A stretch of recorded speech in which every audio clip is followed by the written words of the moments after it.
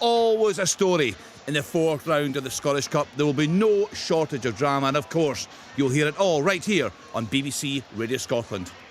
Chance! And it's a goal! Oh, what a goal! Oh! All the action from all the biggest games. Oh, it's the second goal! This is Open All Mics from Sports Sound. From BBC Radio Scotland. You are listening to Open All Mics on BBC Radio Scotland. John Robertson, we haven't come to you yet. Where do you see the shock this afternoon? No shocks at all. I don't think there'll be any shocks, although I think there'll be a couple of surprises where championship teams could possibly be a Premiership team, because I'm like the rest of the guys. I don't see there being a big shock, but I think there could be a couple of surprises. You put a smile on Willie Miller's face. You're chuckling away there, Willie. Yeah, I like that one. No shocks, but plenty of surprises. No shocks, plenty of surprises. Yeah. And if Hibs were to lose, I wouldn't be unhappy.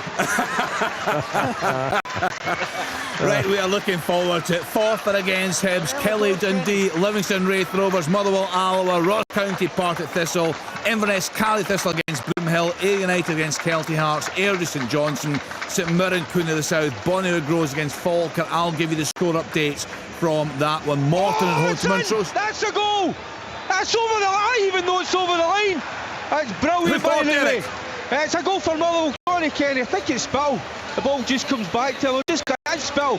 They just are down the left-hand side. The ball gets whipped in, and the ball just fed to the edge of the box. And Spill doesn't go with too much power. Just tries to guide into the top corner. Comes off the underside of the bar, and even from where I'm sitting, 60, 70 yards away, I could see it was beyond the line. So I tell you what, I was talking nonsense. Wasn't going to be a shock here today. All right, Kenny and Tom said exactly the same thing.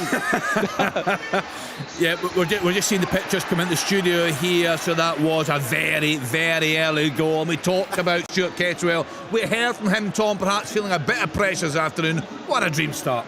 A brilliant start. I never said Alloa were going to beat Motherwell. What are you talking about here? No. Alan, said it's a chance, it's a goal! Right, goal, Roddy. Barwick have scored. It's Kyle Vassell. Very hesitant goalkeeping, I have to say, from Adam Legzdens. The ball finds its way into the box. He stops, and by the time he gets there, the ball's in the back of his net. Tony Docherty's not happy. What a start for Kelly. 1-0 to the home side.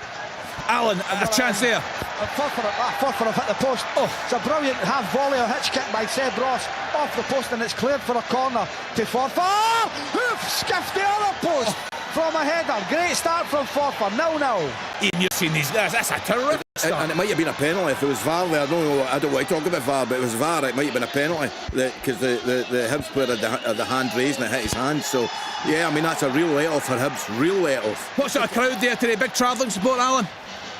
It's men, women and children. Big crowd there. This is going to be a long afternoon. Blair Spittle with that early goal for Motherwell on the second minute there. Motherwell 1, Alloa Athletic 0, and what a goal. You said, actually, and you quite fancied Kelly today? Yeah, I mean, I think I wouldn't call it a grudge match, but I think Dundee have equalised in the past 90 minutes in both games, so Derek will be desperate to put over. To be fair, Dundee were 1-0 up with 4 minutes to play the last time. Fair enough. But I just think Derek would like to get one over on, according to Kenny, the greatest young manager in the history of Scottish football. He's done a great job, though, hasn't he? Come on. For 17 games, you're right.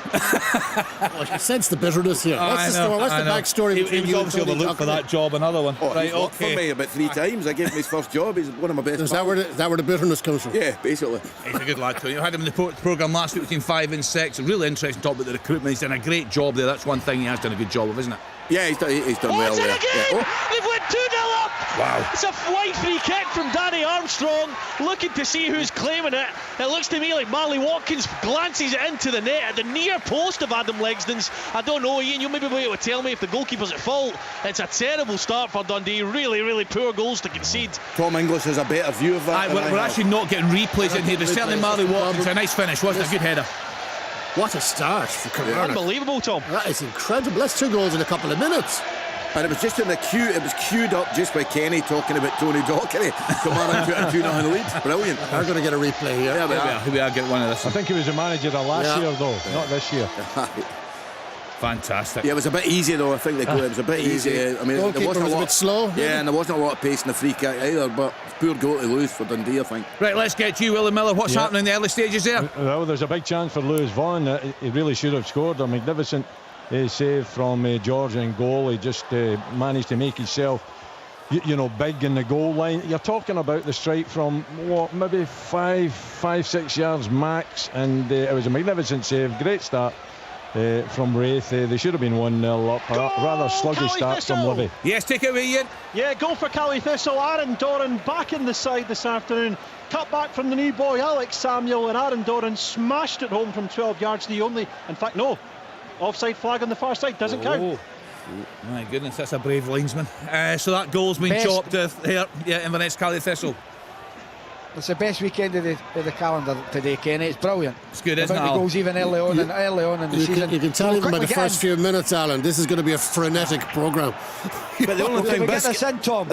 Biscuits, 30 years, Gladiators. After 30 years, Collie, Gladiators is back. I've never seen and it, I want to but get a couple of names it in. was always the third round of the Scottish Cup, though, wasn't it? Remember when we played? It was always the third round. It was never the fourth. Fourth round, the big game. Alan's got a good shout there. So the pundits, can we think about this? With the return of Gladiators, Alan, you're quite keen to get the pundits' thoughts on a name, a Gladiator name for the fellow pundit. I've got one for Kenny McIntyre, Tadger Man.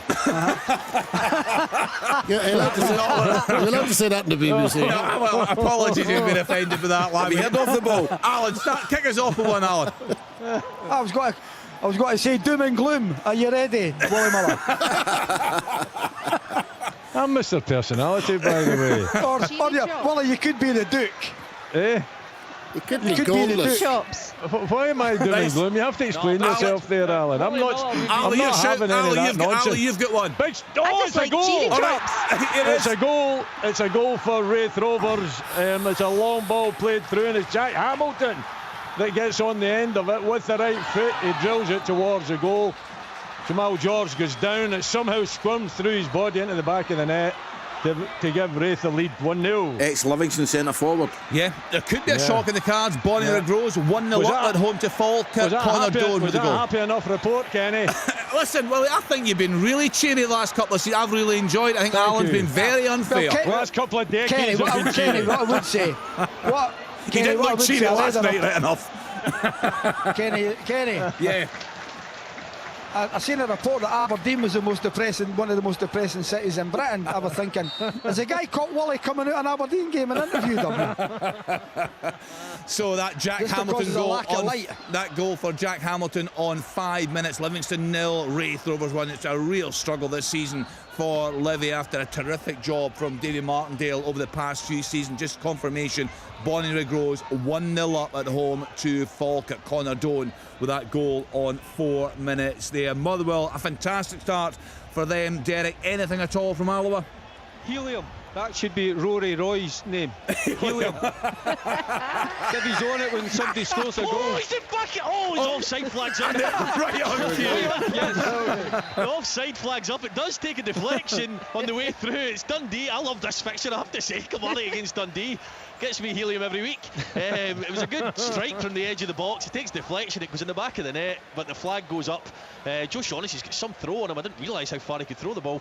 But it's still 2-0 to Kilmarnock. I'll try and calm down. There's been a few suggestions, one for you, Derek. Could you guess what it may be? I think you told me. Do you know something? I've lost track of this game because I'm starting to think about names for the guys. So I need to get my focus back here. So Terry Mendes. That was one. Terry Mendes, yeah.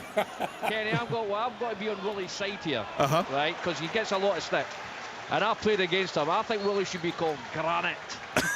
I'd like that. That's a good one. I like What was he that. like to play against, John? Was he a tough character? I'll not use the second word, but the first word is dirty. I can imagine he was a fearsome character back in the day. He was, listen, there's no doubt about it, one of the top defenders and referees the country's ever produced. I called him Tash. Aye, Tash. Aye, that was Love a that belter. Tash. Why did you decide to get rid of that, Willie, and why? There's a question. I'm not answering this nonsense. Actually, I decided to get rid of the hair in my head as well. So. Yeah. So did I, Ferns. Robert, what's happening in your game, Ross County Partick Thistle? What's happening in your game, Robert?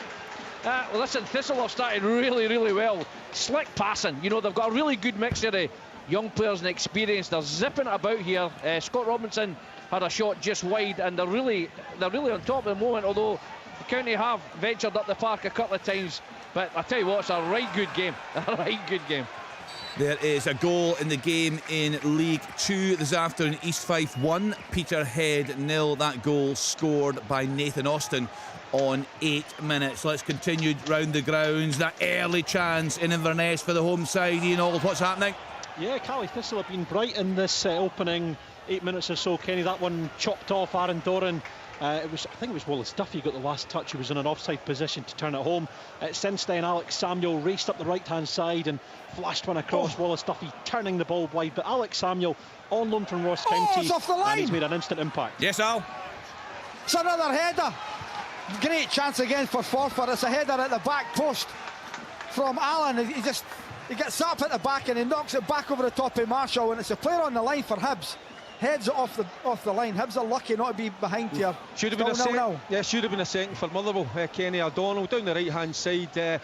Loads of bodies in the box, but just squares it again. Spittle just holding his run, just round about, just inside the box this time. Gets a good strike on it, but one of the Alloa defenders gets a good block. So Alloa have had a couple of little kind of chances to get up the park as well. There was a one when we were kind of having a little carry on there. There was a penalty denied. I think it was Cameron O'Donnell, number 20. But the referee was having none of it. But it's all Motherwell at the moment and pressing for that second goal.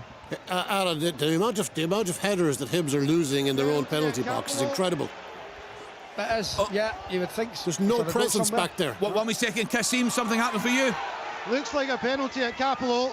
It was a lot of bodies in the box, and yes, didn't quite catch who went down in the middle, right, but the referee has pointed to the spot. Penalty to who, Kasim?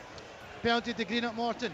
Yeah, they're banging form, you'd have to say. Dougie Emery, the longest serving manager in the Championship. They're at home to Montrose this afternoon, so an early chance for them to go ahead there. Kasim will bring us news of that penalty down at Capello. Let's then get to Ali Defoy. Ali, what's happening at Somerset Park?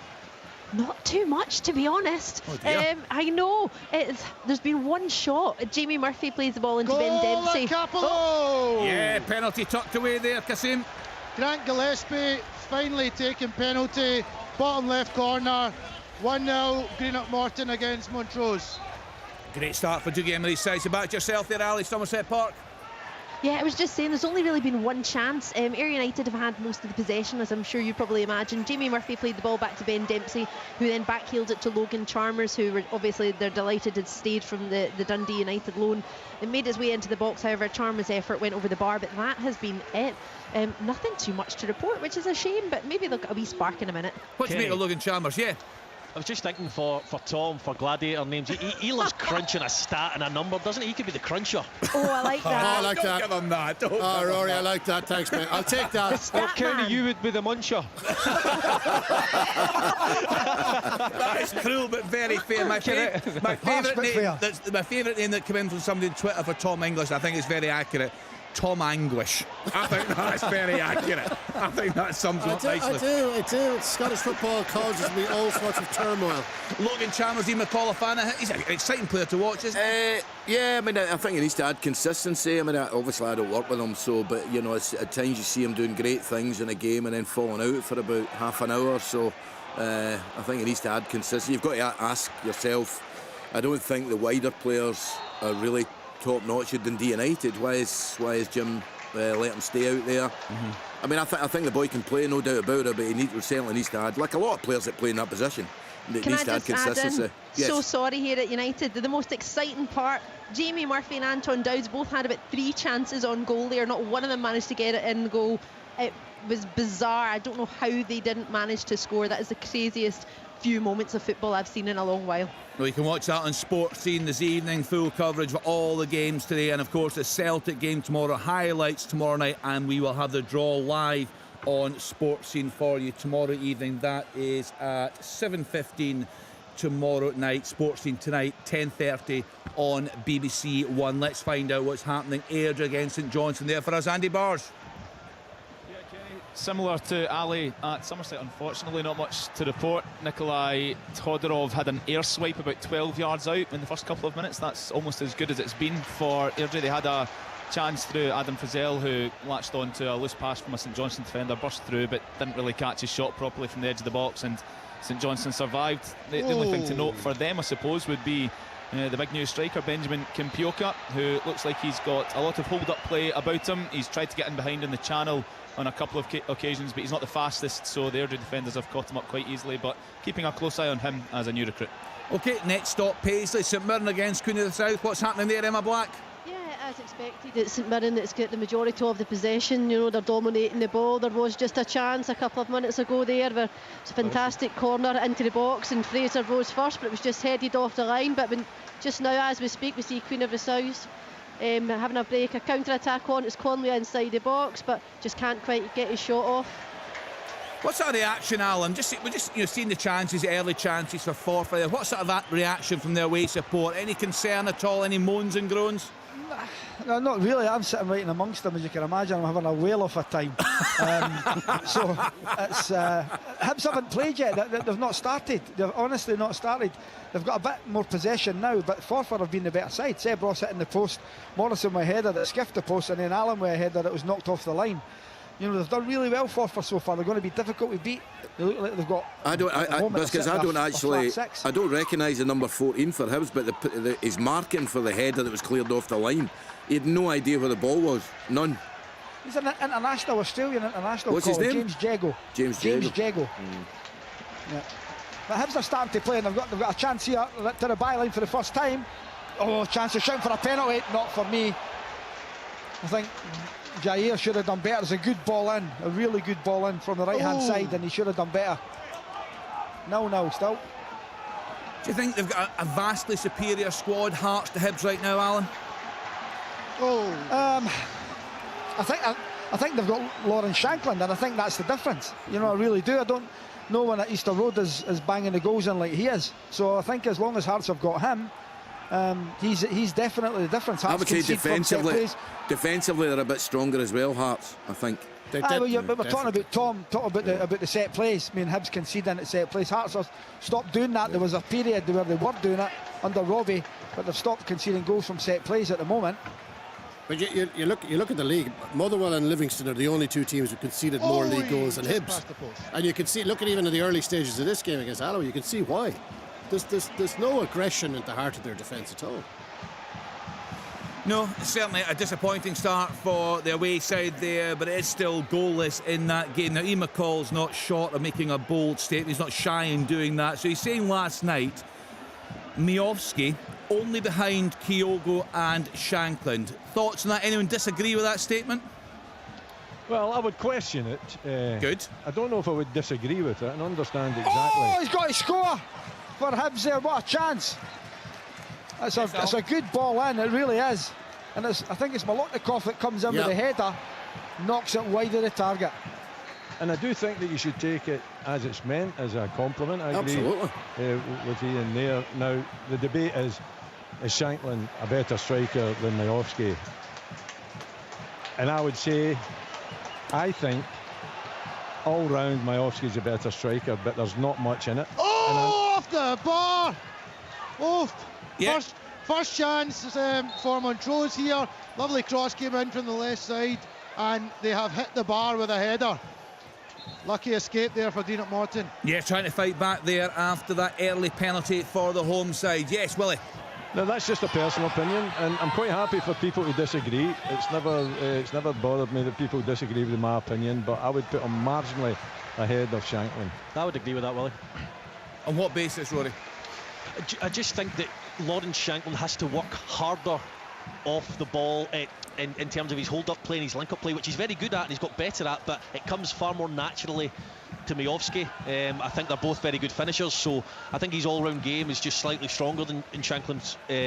Outside the box, inside the box, for me they're as good as each other, Kenny. I think we should ask the expert, the man best qualified, John Robertson.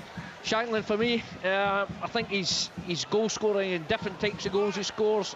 What the lads are saying there, I think he's worked a lot harder. He's hold up play and he's much better at that. He's got plenty of assists as well. I just feel, and his goal numbers are scary. Willie will know what Miovski's goal numbers are for the last 2 seasons, but I think Shankland has 43 in 72 games, which is phenomenal.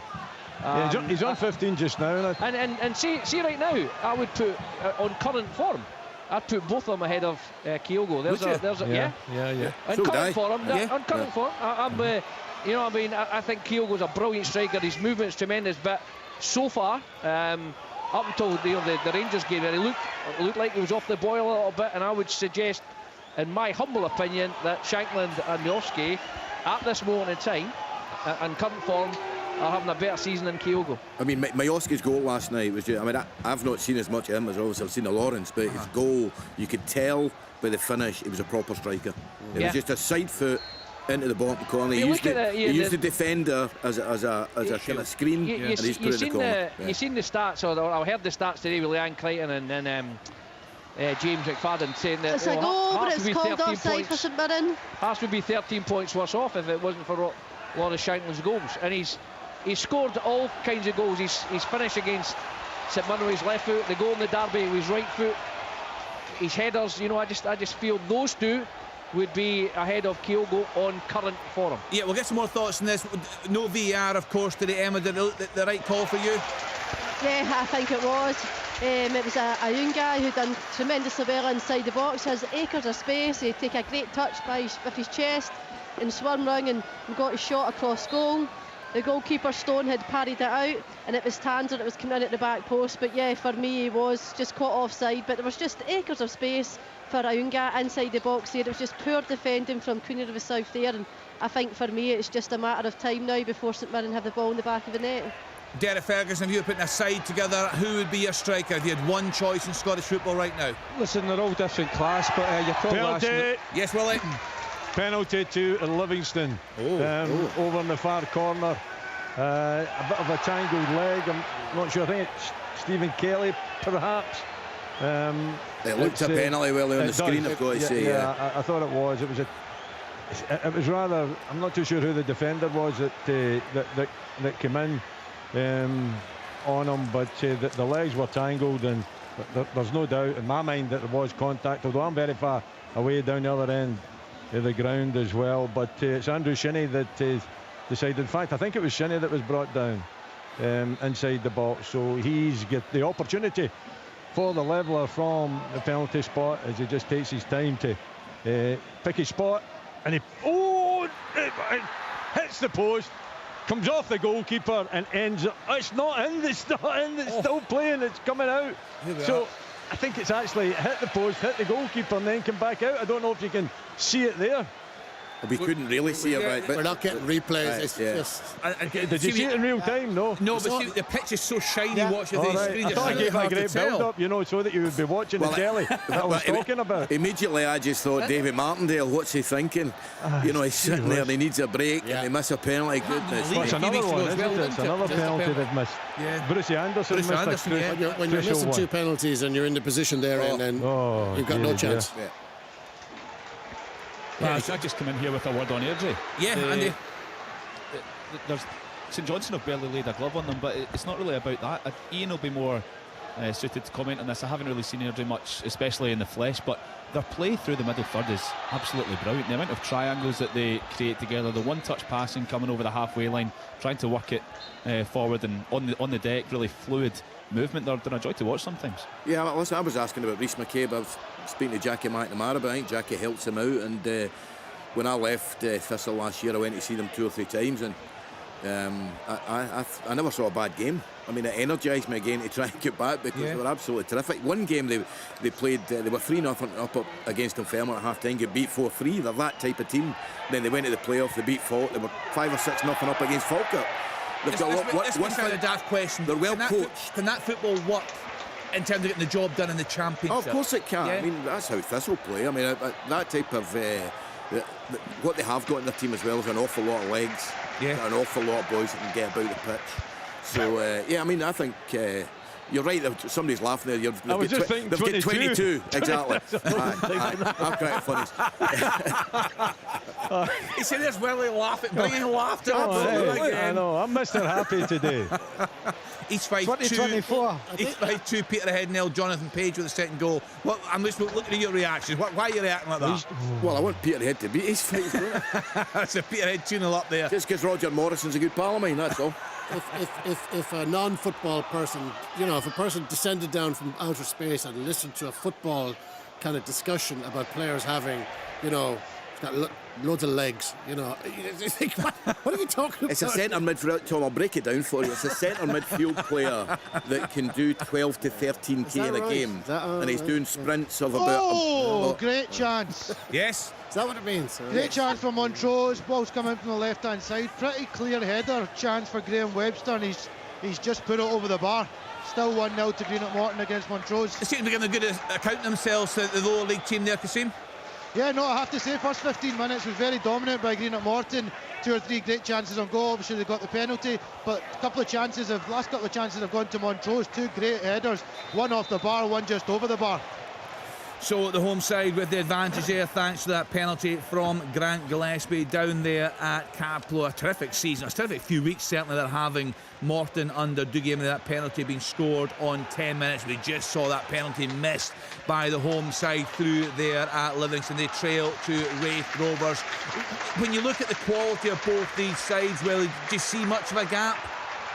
Here this afternoon? No, there isn't on the evidence of this afternoon's game, and how long are we into the game? Some 25 minutes or so.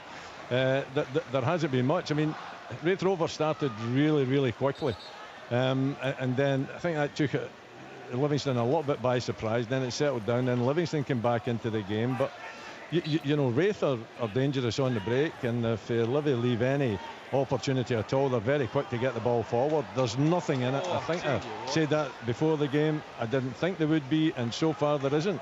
Derek Ferguson, something happening there? No, it's Montgomery down the left-hand side. Every time he gets on his bike, he opens the legs up. He puts a quality ball in. He said about 3 or 4. And that one Bear should have got across the front post. You can see it. He's got to get across the front post. Connor Salmon has just equalised out of nowhere. I tell you what, that's a fine finish. Salty there just picks the ball up inside the box, right hand side. He cuts back on his left foot, doesn't go for power, just passes the ball into that bottom right hand corner. I tell you what, maybe I was wrong again. Maybe there's a shock on. I just seen it. It's actually right there. It's a lovely composed finish. Just passes it into the back of the net. And sometimes you see strikers, we're talking about strikers, sometimes guys just thrash at the ball. No, he just had a calm head. He knew where to pick his spot, and he did it just so calmly. I think that we talked about the strikers earlier, and we're talking about it's finishers, I can't even say that, they're brilliant. But with Lawrence Shanklin, I've always been a fan, and the reason being, I think he's a real good football player. I think he does a little bit of everything, but most importantly, it's putting the ball in the back of the net. But he's just get better and better. I watched him when he was at Ayr. I always thought there was a player in there. I just think he's putting everything together now. When you look at him, he's captain, he's matured, he's just in a good place at the moment.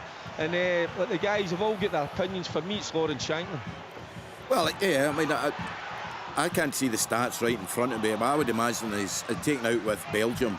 In his last 250 games, he's probably scored 150, 160 goals. See when you had him, he had a lot of work to do. He wasn't fulfilling his potential, was he? What was the thing? What was the catalyst for change? Well, no, apart from yourself. I wasn't. I mean, Lawrence Shanklin did more for me than I did for him. He just got himself really fit, and we gave him confidence. Penalty. And he scored in his first game, and he just kept scoring for 50 games. Alan. I think Stevenson goes down in the box. I think it is over the far side. It's a penalty to Hibs. It'll be Neil that'll take it. We're hoping to get a replay in here, Alan. We're not going to read the Forfar players looks guilty. Yeah, I'll say that. Aye, right. Here we are here now. Fergie's favourite referee. Robson's challenge on Stevenson. I'm not sure that was soft. That. Yeah, I don't think there's much in that one. Fergie's favourite referee, David Dickinson, has just booked Derek Adams. I don't know why. I don't know why Derek was arguing. It was the clearest one ever. Fergie, I'm going to push. I've been writing down my names here as well. You would be the maestro Oh, I like that. He was a quality player, wasn't yes. Oh, by the way, unbelievable. The boy had touch vision. Panama Jack's ruined him. Now, Collie, don't give it away. I'm a bit worried when he's in the studio. He's got a lot of stories. Right, well, I know. And don't try and drag any out of him. There's a chance for Hibs. It's going to be Neil who's going to take it left-footed. Keeper's on his line. Referee's clearing everyone out the box.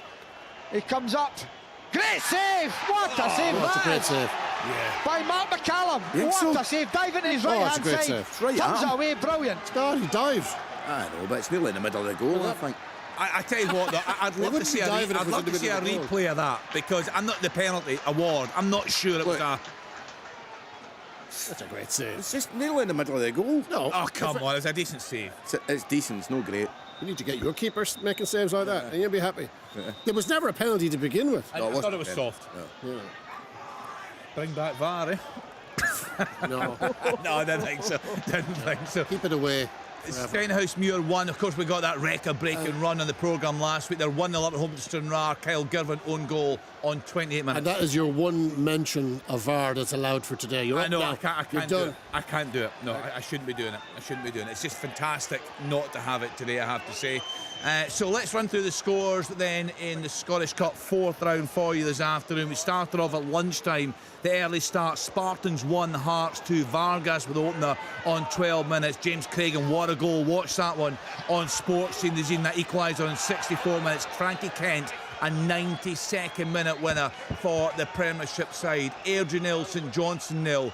Ayr United 0, Kelty Hearts 0. Bonnyrigg Rose 1, Falkirk 0. Forfar 0, Hibs 0. Hibs having that penalty saved there by Joe Newell in the past couple of minutes. Morton ahead through a penalty scored by Grant Gillespie. Morton 1, Montrose 0. Inverness Cally Thistle 0, Broomhill 0. Kilmarnock 2, Dundee 0. Livingston 0, Wraith Rovers 1. Motherwell 1, Alloa 1. A good equaliser there from Connor Salmon. Ross County 0, Partick Thistle 0. St Mirren 0, Queen of the South 0. Game on, 5:30. Full commentary on Sports on Dumbarton at home to Rangers. Gordon Banks over here still doesn't. He's not impressed. He's not impressed by that penalty save. All I'm doing is I'm crossing Connor Salmon's name off my list because I'll never get him on loan now that he's scored.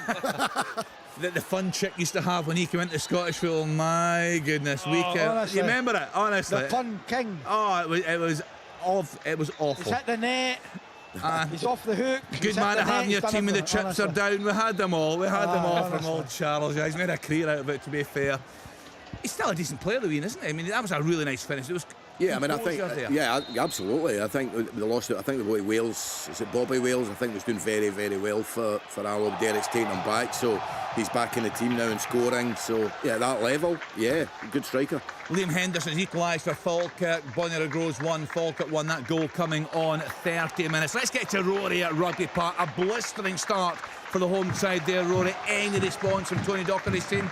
Yeah, they've not been bad at all. Dundee, after they'd settled, 2 goals took them by surprise, but they've been fine. They've had a lot of corners and set pieces themselves, just haven't managed to find the net. One thing I would say is I was under the impression that Dara Costello was a forward player.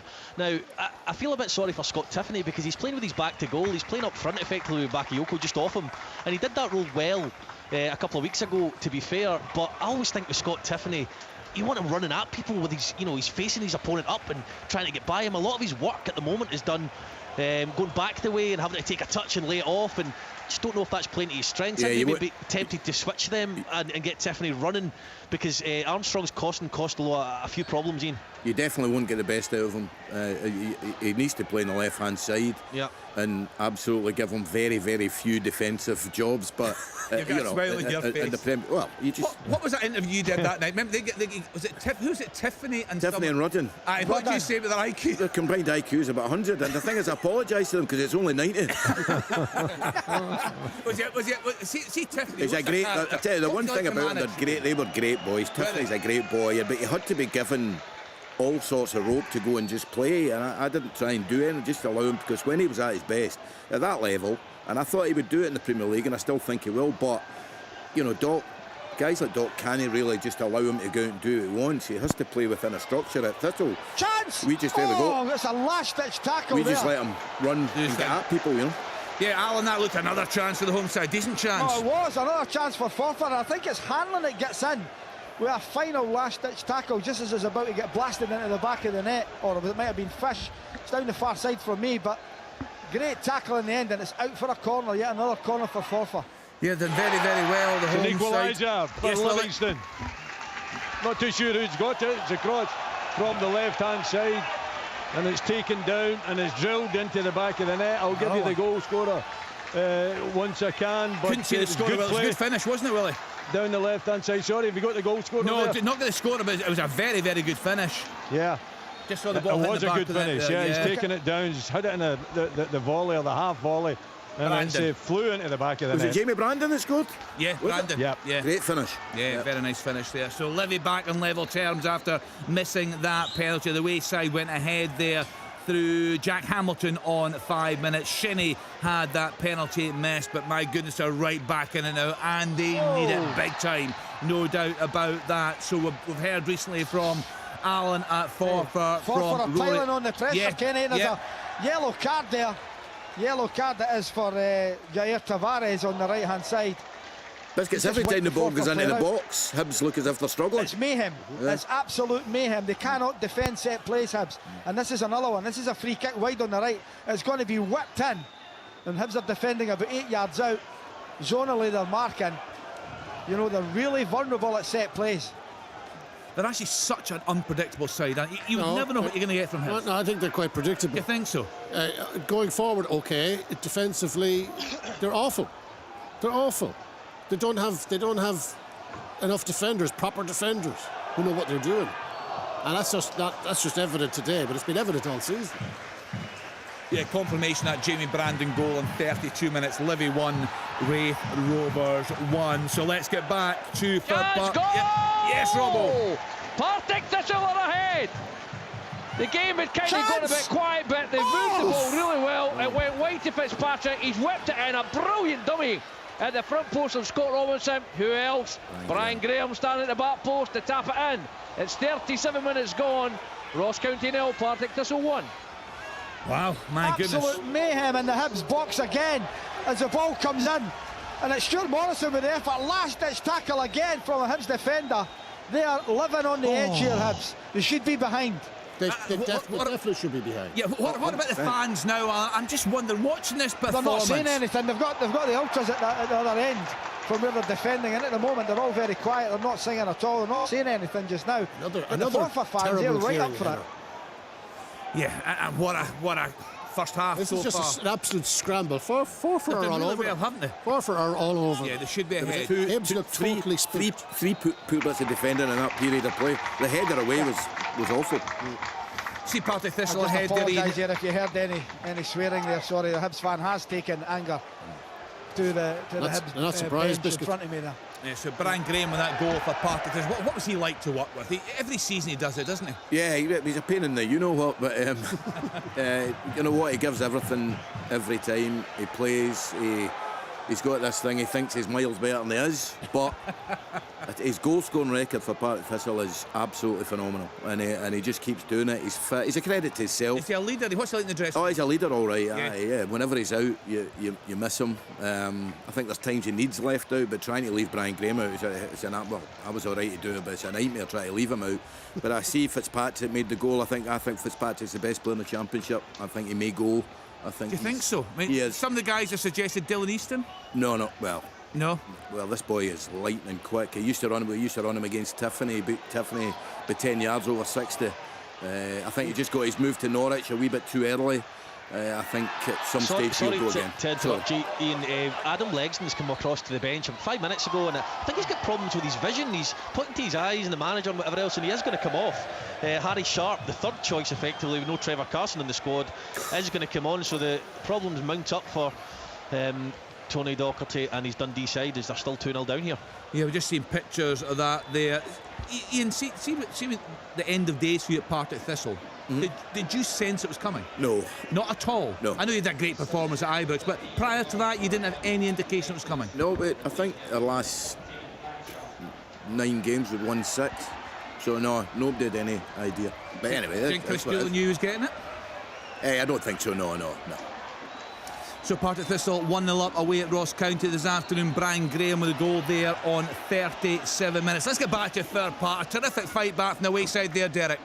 Yeah, but it's partly down to Motherwell. I think obviously they get their noses in front, and very rarely have they done that this season. But they took the foot off the gas a little bit, allowed Alloa, to get a little foothold in the game. But Alloa showed great character, for periods in this first half already. They've not had a lot of the ball, but you can see they're very well organised, willing to work their backside off. So the goal, it kind of came out the blue, but what a goal, lovely finish. So I think it is a lesson for the Motherwell players. I noticed it come out the blue, Derek. Your voice went a wee bit high. Chance! Nearly a second for Thistle. Fitzpatrick again.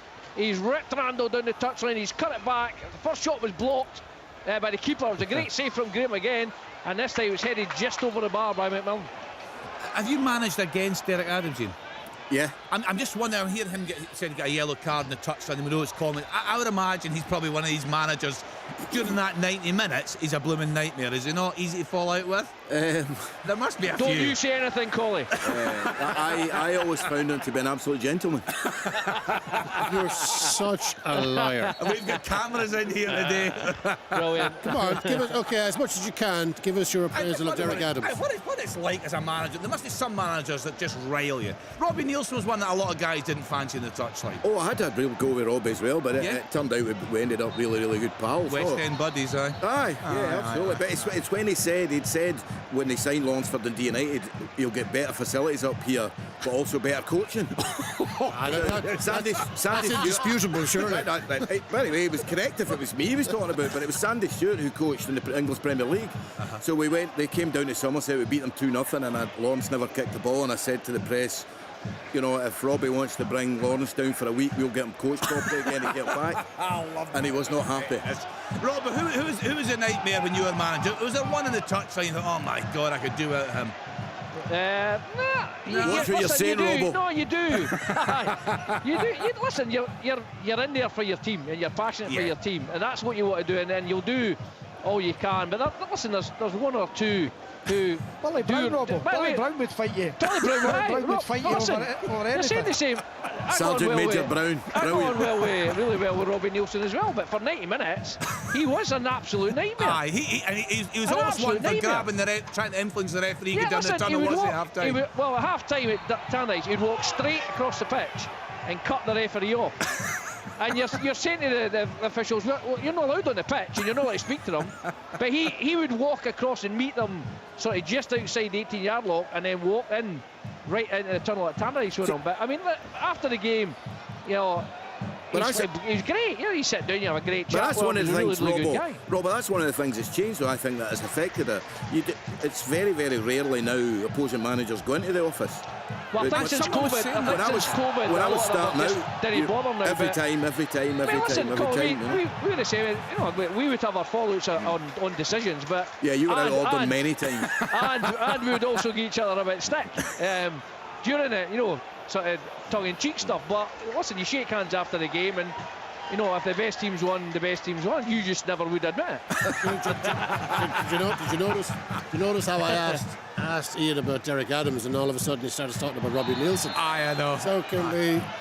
I'll tell you what. At half time, I can tell you the best ever story about what the great Walter Smith coming in for a glass of wine after the game, after they beat us 2-1 at Firhill and Alan McCoy. It's the best ever story. If we've got time, I'll tell you. Right, if we don't, we'll get out to do with Derek Adams. We'll get out in the second half, open all mics, right? Yeah, fantastic, we'll get out. Right, chance somewhere. Was there a chance, was there? Was that just general shouting? I don't know. It was Willie. Was it Willie? Ali, you're there. What's happening in your game? It went a wee bit flat, I'm not going to pretend. However, Kelty Hearts have got a wee bit of oomph going on here. I don't know if a wee spark's been shouted from the side by Michael Tidser. They've had a couple of shots, but everybody's just shooting wide over the bar. There's not much substance at the moment. Now there's sort of a lot of high balls. I want them to get the ball down in the ground and just play a wee bit of football. So hopefully they'll get a wee grip. And here's No, I thought it was a wee chance for Kilty Heart there, you but no. build us up, Sorry. you build us up. I know, I'm not quite as bad as Rory, but I'm getting there. But I do think Willie should be called Cheery Chops. I think he'd be great. And see, since you said that there was cameras in the studios, you know how they all do these wee poses at the start of Gladiators to, I don't know, look like they're really cute. I would love to see someone do one of those. Yeah, I really Kenny's would. your man for that with his belly out. Oh, that's harsh. I'm sitting here eating chocolates, I can't say nothing. Andy Barr, Sabine, what's happening in your game? Just one more chance to report. Adam Frizzell has been the man who has had both of them for Airdrie. St Johnstone are taking chances. They're getting caught in possession midway through their own half now and again, and they're getting away with it more often than not. But Adam Frizzell on this occasion sees the ball, runs forward towards the 18-yard box, and his shot was saved by Mitov, and eventually St Johnstone managed to clear. As far as chances go up the other end, literally nothing to report. St Johnstone have been poor in attack. Airdrie are keeping them at arm's length without breaking sweat, I'm afraid. Yeah, they're going to find it tough there. Very, very tough for Hibs at Station Park, Alan Preston. Seb Ross, and it just takes the wrong touch. He's got to go for goal. It ends up, he slows down. That allows Hanlon to get back. He's almost one-on-one with Hanlon. He's got to get at him, face him up, get him into his box. But it makes it easy for the defender, and good defending in the end. But this has been really uncomfortable for Hibs. Partick Thistle. We talked about no shocks, but big surprise. Here we go, this time Lawless torments Harbour on the right hand side. He knocks it back to McEnroy. His shot's blocked. Scott Robinson pounces 6 yards out. Ross County 0, Partick Thistle 2, right on the 45th minute. Fantastic start for Chris Doolan's side. They're 2-0 up away at Ross County. Let's get to the Smythe Stadium. St Mirren at home to Queen of the South. What's happening there, Emma? Not a lot to report, to be perfectly honest. You know, for me, as I expected, as I mentioned, St Mirren have certainly dominated the ball, dominated the play, but there's not been many clear-cut chances. St Mirren have had 7 corners so far. Queen of the South have defended their box extremely well with regards to those corners. The second balls that have dropped out, they had Gokic had a shot of the edge of the box, while Kilty having a shot of the edge of the box. Dingwall, 2-0. Nothing yet to report in terms of clear-cut chances. Thanks to Robbo there. So what a start for the away side up there in Dingwall. Let's then get down to Capello. Kasim Sheikh is there for us. Morton still in control there, Kasim. Yeah, Morton still 1-0 up against Montrose. Last kind of 10-15 minutes has been quite quiet. Goal, Cali Thistle! Charlie Gilmore with the goal. It's been long coming as well. Broomhill are being tough to break down, but it's an absolute cracker from Charlie Gilmore. And Cali Thistle have the lead. Fantastic for Cali Thistle there. They had a goal chopped off early on, but they are ahead, as we heard there from Ian earlier on. A real fantastic effort there from the community, including the manager Duncan Ferguson, to get that pitch playable, and it is paying off for now. They're 1-0 up at home to Broomhill. Alan saying they're the away team booed off at Station Park. Forfar have had their chances, albeit they had a penalty at the away side. That was saved, though. It looked a very harsh call, you would have to say. Let's get to Willie. Still playing there, Willie? We're still playing here. We've had a number of injuries, Kenny. I think probably 4 head knocks that needed attention. Montano, a long time. He needed attention on the field of play as well before he was helped off the pitch. This has been quite brutal at times in terms of the physical contact that's went on. It's been an interesting game. It's been an exciting game. I think the fans are enjoying it. Perhaps the way football used to be played. I haven't seen a pass back yet. Would you believe that? That's a long time since I've watched a game of football where someone hasn't passed it back. Half time, Kenny. Well, 1-0, 1-1. What's the reaction there from the fans, Derek? I don't know if you could hear it there, Kenny. A few boos because it worked. When they got their noses in front, you know, it was all there to go and get the second goal. Half-time at Capello, 1-0 to Greenock Morton against Montrose. And put it to bed, Kenny, so they've got it all to do again in the second half. Good stuff, thanks to Derek Ferguson and Kasim Sheikh there. So both these games reaching half-time. What's that a reaction from Kenny, the fans? that's half-time at Airdrie. It's 0-0, few boos from the away support as well as the team head up the tunnel. Adrian Nelson Johnson, half-time. And speaking of supports, John Robertson, the home fans stunned there in Dingwall. Yeah, there was boos here as well. There's no doubt Derek Adams has got. He's going to have to do something. He's going to have to make changes because they just look. Oh, that's brilliant. Look, that's absolutely brilliant. Oh, he's dragged it wide. Some It's lovely half-time 1-2s here right also up the St pitch Mirren there. Stadium, St Mirren 0, Queen of the South. Using his 0. strikers really well. Right, Bakayoko lays it back to him, but he drags his shot wide. Good chance on his left foot as well. It is going to be 2-0 at half time, I think. Not quite there yet, though. That was a great chance, Ian, wasn't it? Yeah, he just tried to reverse it back. He's a very, very like him? talented boy. Aye, really, really talented boy. Yeah, sometimes a wee bit too hard on himself, but he can really play. Really play. Yeah, so we're still playing down there, the home side with that early advantage. Kyle Vassell in the first minute, Marley Watkins on the third minute. A really nice header Half from time, Marley Kenny. Watkins. Cali Thistle 1, Broomhill 0. That is half time, Kenny. 2-0 Kilmarnock against Dundee. Right, thank you to the guys there. So still playing in a couple of games this afternoon. See Davy Martindale giving some instructions on the touchline. Is that to Bruce Anderson that he's given some instructions? A substitution there, Will, isn't there? Yeah, someone got off there. The line's dropped there. Apologies, a change having to be made there at Livingston. They are level at 1 apiece at home. Yes, a substitution there, Willie? It is. Guthrie has had to go off. He was the one that was getting the attention as I was so rudely interrupted by technical faults, which has went on all afternoon, Kenny. So apologies if that happens. And Bruce Anderson has came on. So we're still playing here. Still, I don't know, maybe. Well, I don't think they do boards, do they? I'm not sure. Listen, there are always a few technical issues. That happens, but by and large, very few issues today, and the games have delivered. We've just been watching this on County Studios on a big screen here in the studio. We're seeing just the highlights package being done at half-time, and it's just chance after chance for Forfar, isn't it? I mean, listen, Hibs have missed a penalty, but Forfar look as if they've been so dominant in the game. So, I mean, 2 or 3 really good chances, really good save by Marshall, the header off the line. Yeah, I mean, they're very unlucky not to be ahead. I mean, Hibs just don't look as if they can defend their box. You know, they don't look as if they're stringing passes together. He's got a bit of work to do at half-time, Montgomery. What do you make of the manager, Tom, the early days of Nick Montgomery? Still to be convinced? Yeah, I'm not convinced. They're sitting 6th in the league. Okay, they've got games in hand and those above them. But you know, I just one league win in 5. I think defensively suspect. Don't think he's done anything to change that, and I think that's the one area where they need to have a serious think about themselves. As I said, they conceded more goals than anybody in the league, bar Motherwell and Livingston. So they don't have solid foundations to build on. If they haven't got a defence, and this is just, I mean, you know, Forfar are dominating here. They don't have a defence, they don't have a chance of doing much.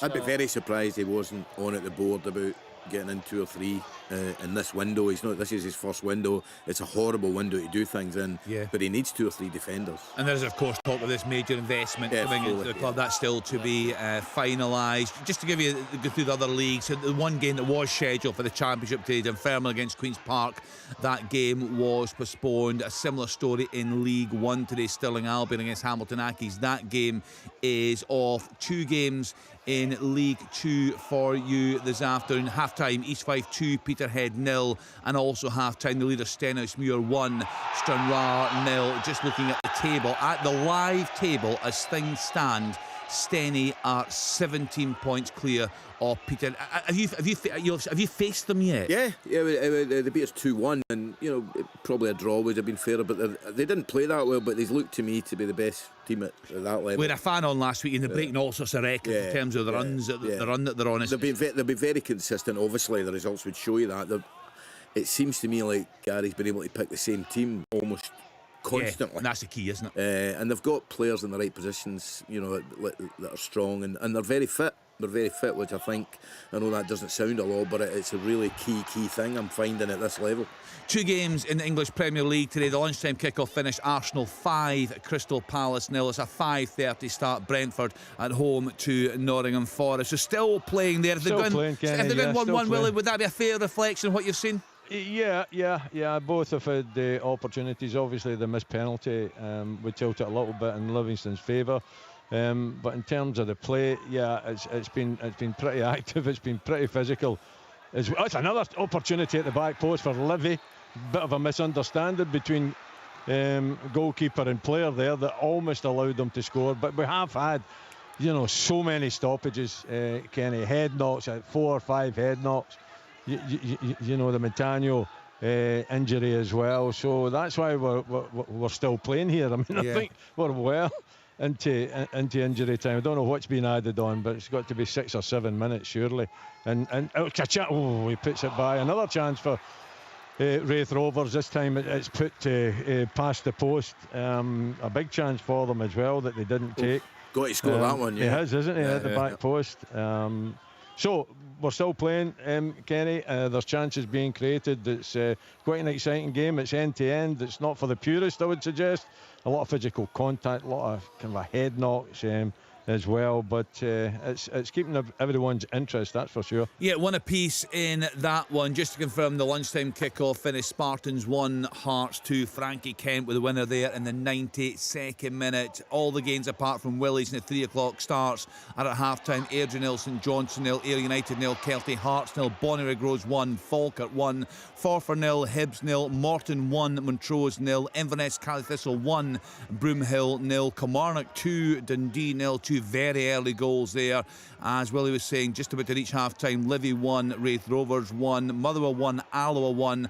And perhaps the shock, if we can call it a major shock on the cards, Ross County 0, Partick Thistle 2. And fair play to Queen of the South, St Mirren 0, Queen of the South 0 at half-time. And we have full commentary from 5:30 Dumbarton at home to Rangers. That game passed a pitch inspection this morning. So you got that Kenny, 1-1. Good stuff, thanks to Willie Miller. So some half-time reports coming up on sports, and also this story that Ian McCall has promised us. All that to come on BBC Radio Scotland.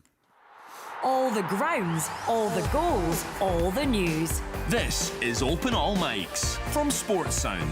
From BBC Radio Scotland. On BBC iPlayer. Good morning, welcome to Waterloo Road. All right, now. Are you ready for this lot? Flight jackets and helmets on. They are not the enemy. They're a bunch of rangers. It's a new term. Why are my kids such a tag team of trouble? And relationships are put to the test. I know how much Waterloo Road means to you. I only want what's best for it. And you. How would you know what's best for me? The new series of Waterloo Road. This is our school, yeah? Not anymore, sweet cheeks. Watch on BBC iPlayer. You're listening to Sports Sound on BBC Radio Scotland. Coverage of the 4th round of the Scottish Cup. The early kick-off finished Spartans 1, Hearts 2. A late winner for the Premiership side there. Let's walk down the grounds then in the 3 o'clock kick-off, starting at Station Park. Forfar against Hibs there for us, Alan Preston. Forfar 0, Hibs 0. And as early as 2 minutes, Seb Ross with a hitch kick that smashed off the post and cleared from Hibs for a corner. From the resulting corner, Morrison then had a header that skiffed the other post. It was all Forfar early on, and Allen rose above Jago, and his header looped over the top of Marshall, but was knocked off the line by Doidge. Hibs' first chance came in 30 minutes. Stevenson with a cross, Malotnikov with a header just wide. And then in 31 minutes, Stevenson was challenged in the box by Robson. Referee pointed to the spot to give Hibernian a penalty. Up stepped Mike Newell, and his penalty was saved well by McCallum diving to his right-hand side. But again, Forfar caused all sorts of concern at set plays, and Allen had a shot blocked just before half-time. Hibs are lucky, still to be 0-0. Half-time score, Forfar 0, Hibs 0. Thank you to Alan Preston. Next up, Rugby Park, Kilmarnock against Dundee with Rory Loy. Yeah, an action-packed opening 2 minutes. Saw Kilmarnock, the home side, go 2-0 up. About 45 seconds, it was really hesitant goalkeeping from Adam Legzdens. And Vassell was quicker than Shaughnessy and nipped in and finished low beneath Legzdens to make it 1-0. About a minute and a half later, Armstrong whipped in a wide free kick, and Marley Watkins with a good run across the front post, but poor defending, it would have to be said, with a header into the net to make it 2-0. Scott Tiffany did have a shot which took a wicked deflection from the edge of the box, find the back of the net. However, the linesman's flag went up, and that one was ruled out. Between then and half-time, Dundee had some good pressure, a lot of balls into the box, some flick-ons and maybe misses, nailies, but never quite managed to get on the end of anything.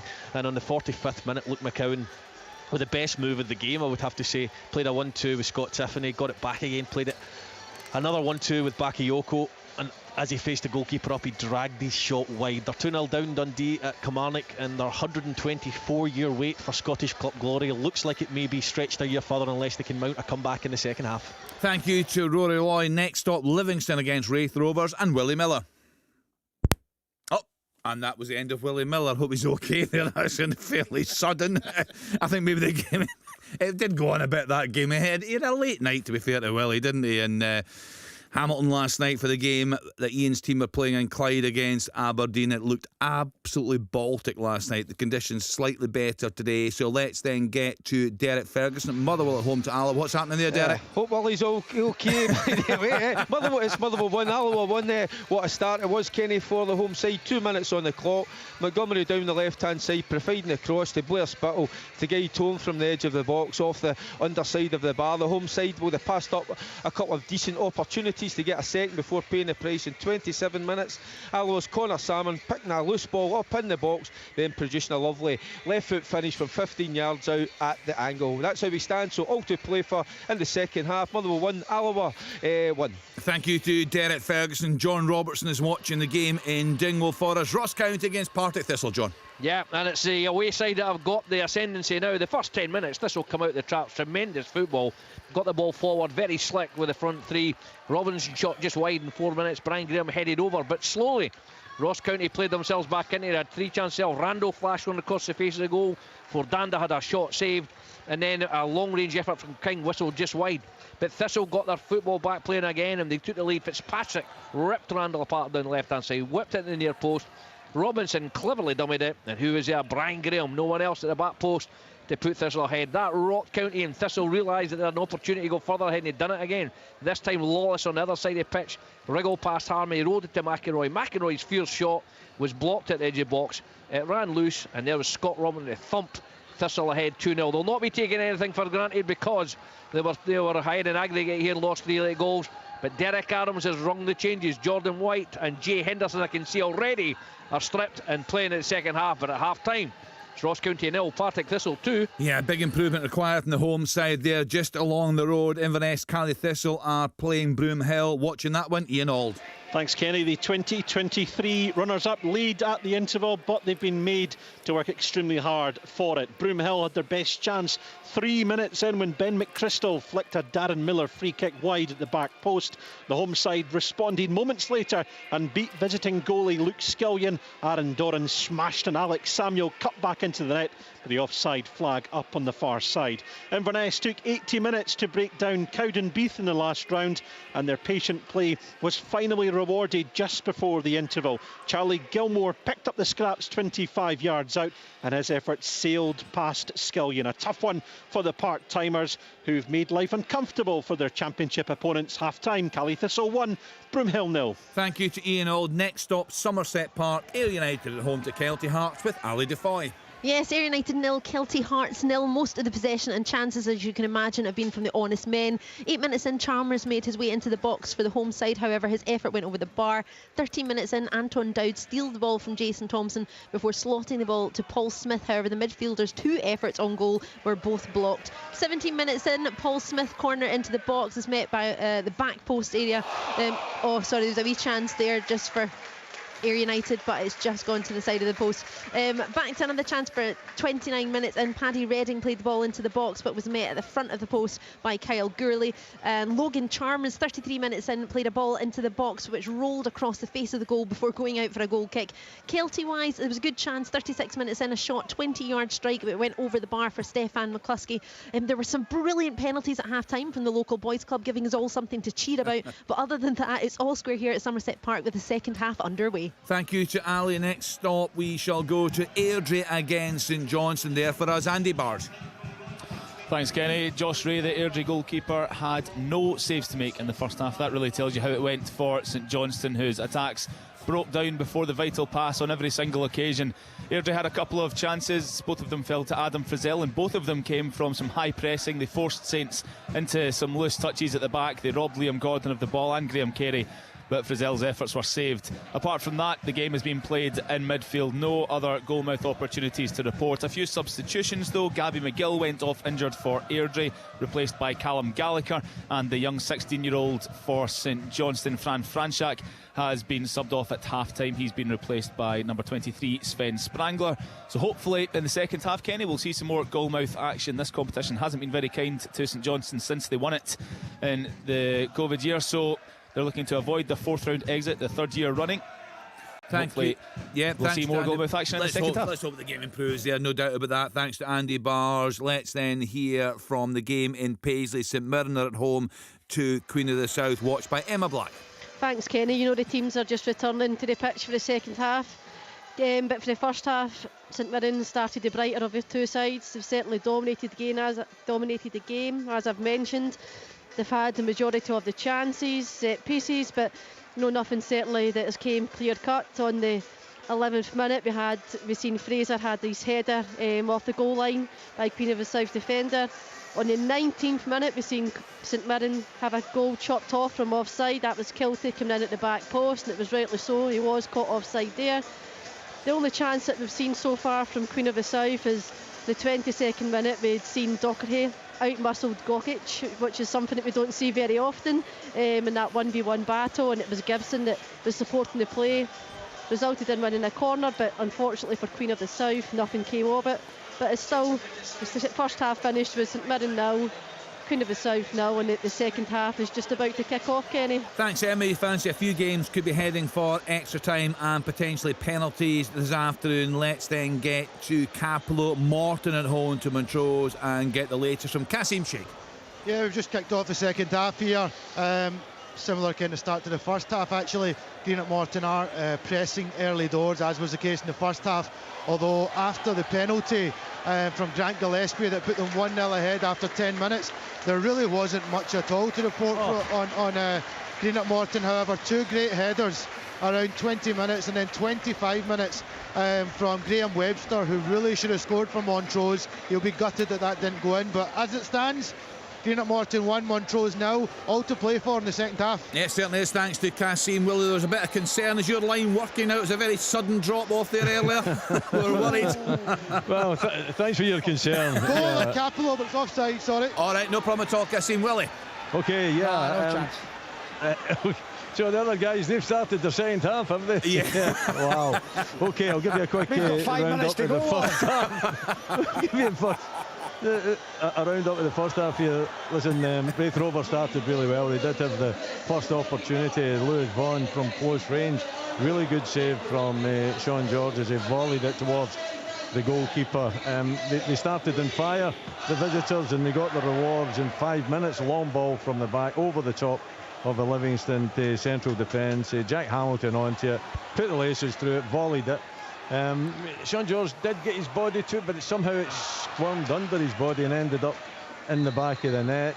Livingston did come back into the game, very slowly back into the game. They did get the penalty in 20 minutes when Kyle Turner brought down Andrew Shinney. As Andrew Shinney that took the spot kick, he hit the post with it. It came back off the post, hit the goalkeeper, looked as though it was going to end up in the back of the net, but somehow it was it spinned clear.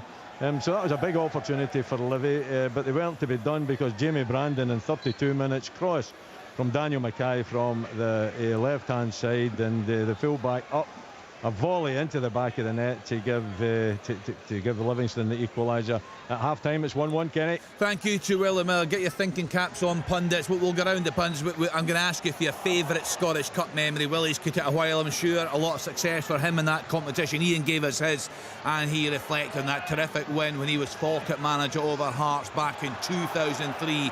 4-0 they thumped Hearts in that game, the hat-trick from Colin Samuel. Just to give you the latest from the other game in the fourth round of the Scottish Cup, Bonnyrigg Rose 1, Falkirk 1. Connor Doan had the home side ahead. Liam Hendrick was, yes. Capello.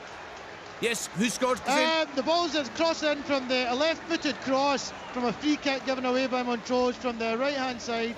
Crossed in, bit of a scramble in the box. What a miss! And number 20 to George Oakley scored. Yeah, the home side well in control there. Alan Preston, big chance. Oh, it's a miss. Christian Dodge has got to score. It's on a plate for a really good play by Johan on the right-hand side. He just rolls it across. You think he's going to smash it into the back of the net, and he seems to miss the ball completely. Here we go. We're seeing a replay now, Ian. Yeah, two massive chances here for Ross County. He did miss the ball completely. Yeah. They've come out flying. They've made 3 changes. Brown, Henderson and White have come on, and they've had 2 unbelievable chances already. Murray broke away. There's a 4v2.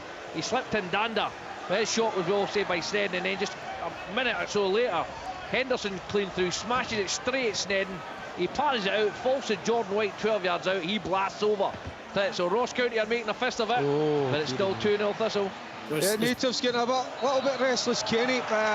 I tell you what, Liam Kelly just had to pull off a marvellous save there. Coulson with the header. It's a brilliant save, but Baird just letting the ball run under his foot there.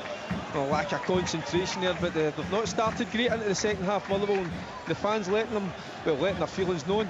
Yeah, big test there. They got off to a dream start, but it's a good equaliser from Connor Salmon, one apiece in that game. They're currently, I think, 7 games as draws. How many penalty shootouts are we getting? Oh my goodness, we had that, was it last season we had that with 2 or 3 penalty shootouts going on at the same time? Do you remember that? There was a late kick-off about the start. I can't remember what day that was, but it was... I think the producer just said to me, in terms of penalty shootouts, thank God chicks in South Africa. He couldn't. Do you remember that? You would never know what was going on. You had no idea. Chick invented rules for penalty shootouts. Yes. I don't think we'll be needing penalties here. Ross County 0, Partick Thistle 3. What a strike from McEnroy.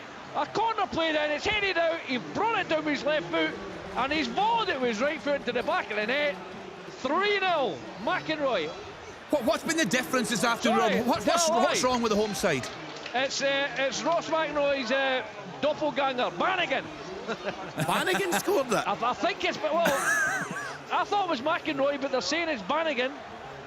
It looks like Bannigan, they're all going to, yeah, but, you know, the only difference is one has got a beard and the other 2 are Fergie topless. Robbo, I don't think the Partick Thistle fans would thank you for saying at this situation. No, I know.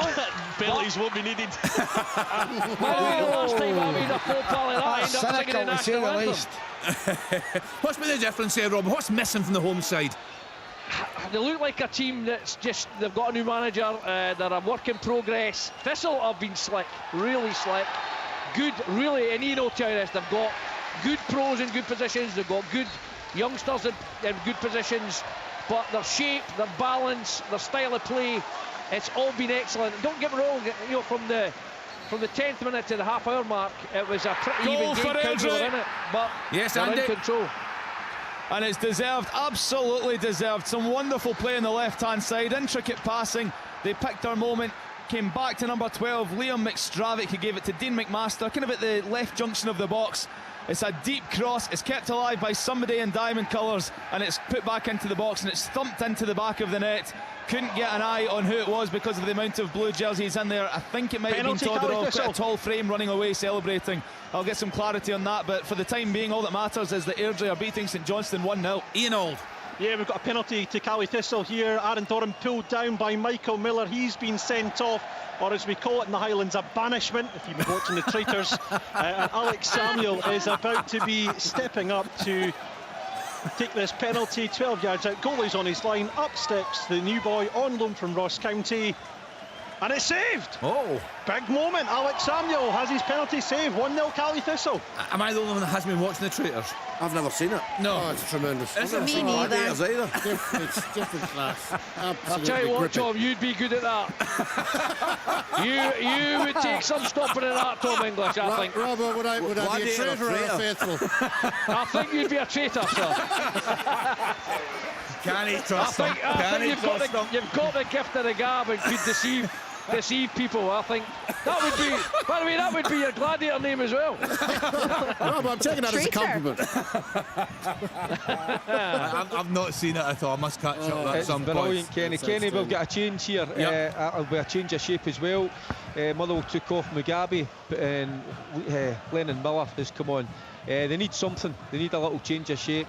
And certainly getting Miller on the standing ovation he got was brilliant. So the young man, they rely heavily on him, and they're going to need to do it again this afternoon if they're going to get through this tie.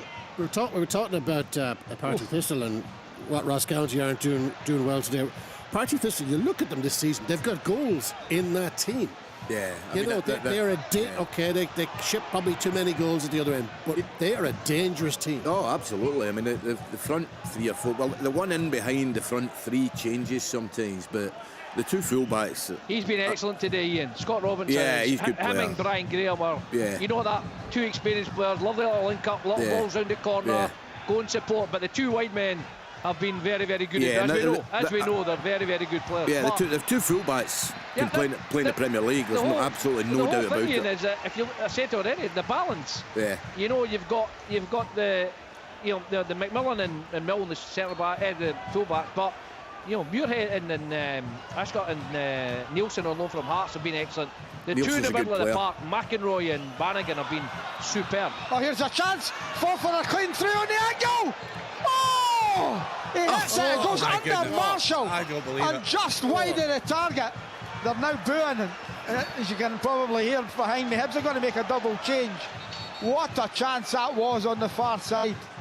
Yeah, well, I've just seen a Seb replay Ross now. again, clean through. Oh my goodness, it was just wide, wasn't it? Great chance. How many chances? Goes under How the many goalie, does it chances? not? So looking at that's Premiership, 3-4. Yeah. 8 Premiership teams playing today. 1 are ahead. That's Kelly against a fellow Premiership side. My goodness, fair play to Are we talking about a bigger league now then? How big do you want it to be? I'd sign up for that. Ian, what do you think? Would you sign I've up been for saying that? it for. Honestly? Oh God, you've got to have a higher. I've been saying that for 25 years. You think we'll get the quality? Oh, absolutely. Are you going to say there's going to be meaningless games? There's meaningless games and there's meaningful games. That's what makes football. Anyone disagree with him?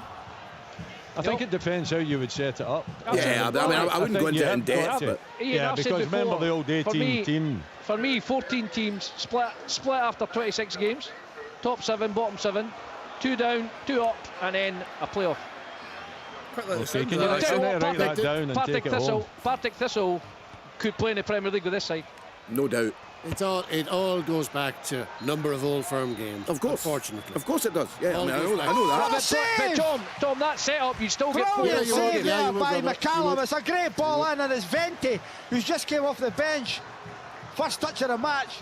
Flick header. Great save by McCallum. Yeah, just watching it here now, Alan. Yeah, it's a good save. Going to be a double change for Thistle. Stanway and Alston are going to come on. Peterhead back in it, away at East Fife. Jordan Brown with the goal there in 56 minutes, 2-1 to the home side. Willie, you're not Big convinced chance. about a bigger league, Willie? No, big chance here for Aidan Connolly, right through, coming in on his left foot, way over the bar. Big chance for them. No, I'm okay with the numbers, not the numbers. Just make it competitive and get the setup right. And as long as there's not any of these meaningless games, because I can remember when it was 18 teams in the league. Off the post. Off the post at Capello. And it was meaningless, just like that comment there. I think it was meaningless. Yeah. Sorry, son. Ooh. Oh, you'll learn not to cut in front of Willie. You don't cross the dawn. You do not cross the dawn. The legends left the studs in there. You don't speak over the dawn, Mike. Not for the first time. Alan, we all learnt that in the early days. Oh, always, honestly. There was an email went round. Willie wasn't part of it. Don't speak up when Willie's talking.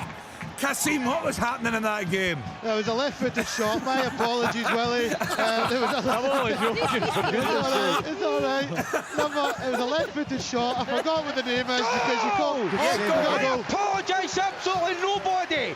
What a goal, by the way. Gets, picks up, edge of the box, in the box. What a strike. I tell you what, they needed that. Derek, I'm okay with goals, Derek. I'm okay with goals. My goodness. Yeah, that was a big moment there. They needed that, Kenny. Yeah, they did. The McInroy fans and were Robinson turning, off, weren't they? and Alston and Stanway on. Thanks, so Robert. We'll get what Ian's change here. Do you think Alston will just play off the front now, Ian? Yeah, probably. Yeah, that's where he's heading. Bannigan's a bit of a legend there, isn't Piling he? on the pressure. Yeah. Piling on the pressure here, Been a Hibs great now. servant to Partick Thistle. I don't know, I mean, 300 games? Yeah. Something like that, yeah. Although I'll be amazed if he scored from 25 yards to volley. Honestly, Ian, what a goal is as well. Right, okay. Not only scored, but yes, flicked it and volleyed. My word! That was a goal for. Hold on a minute.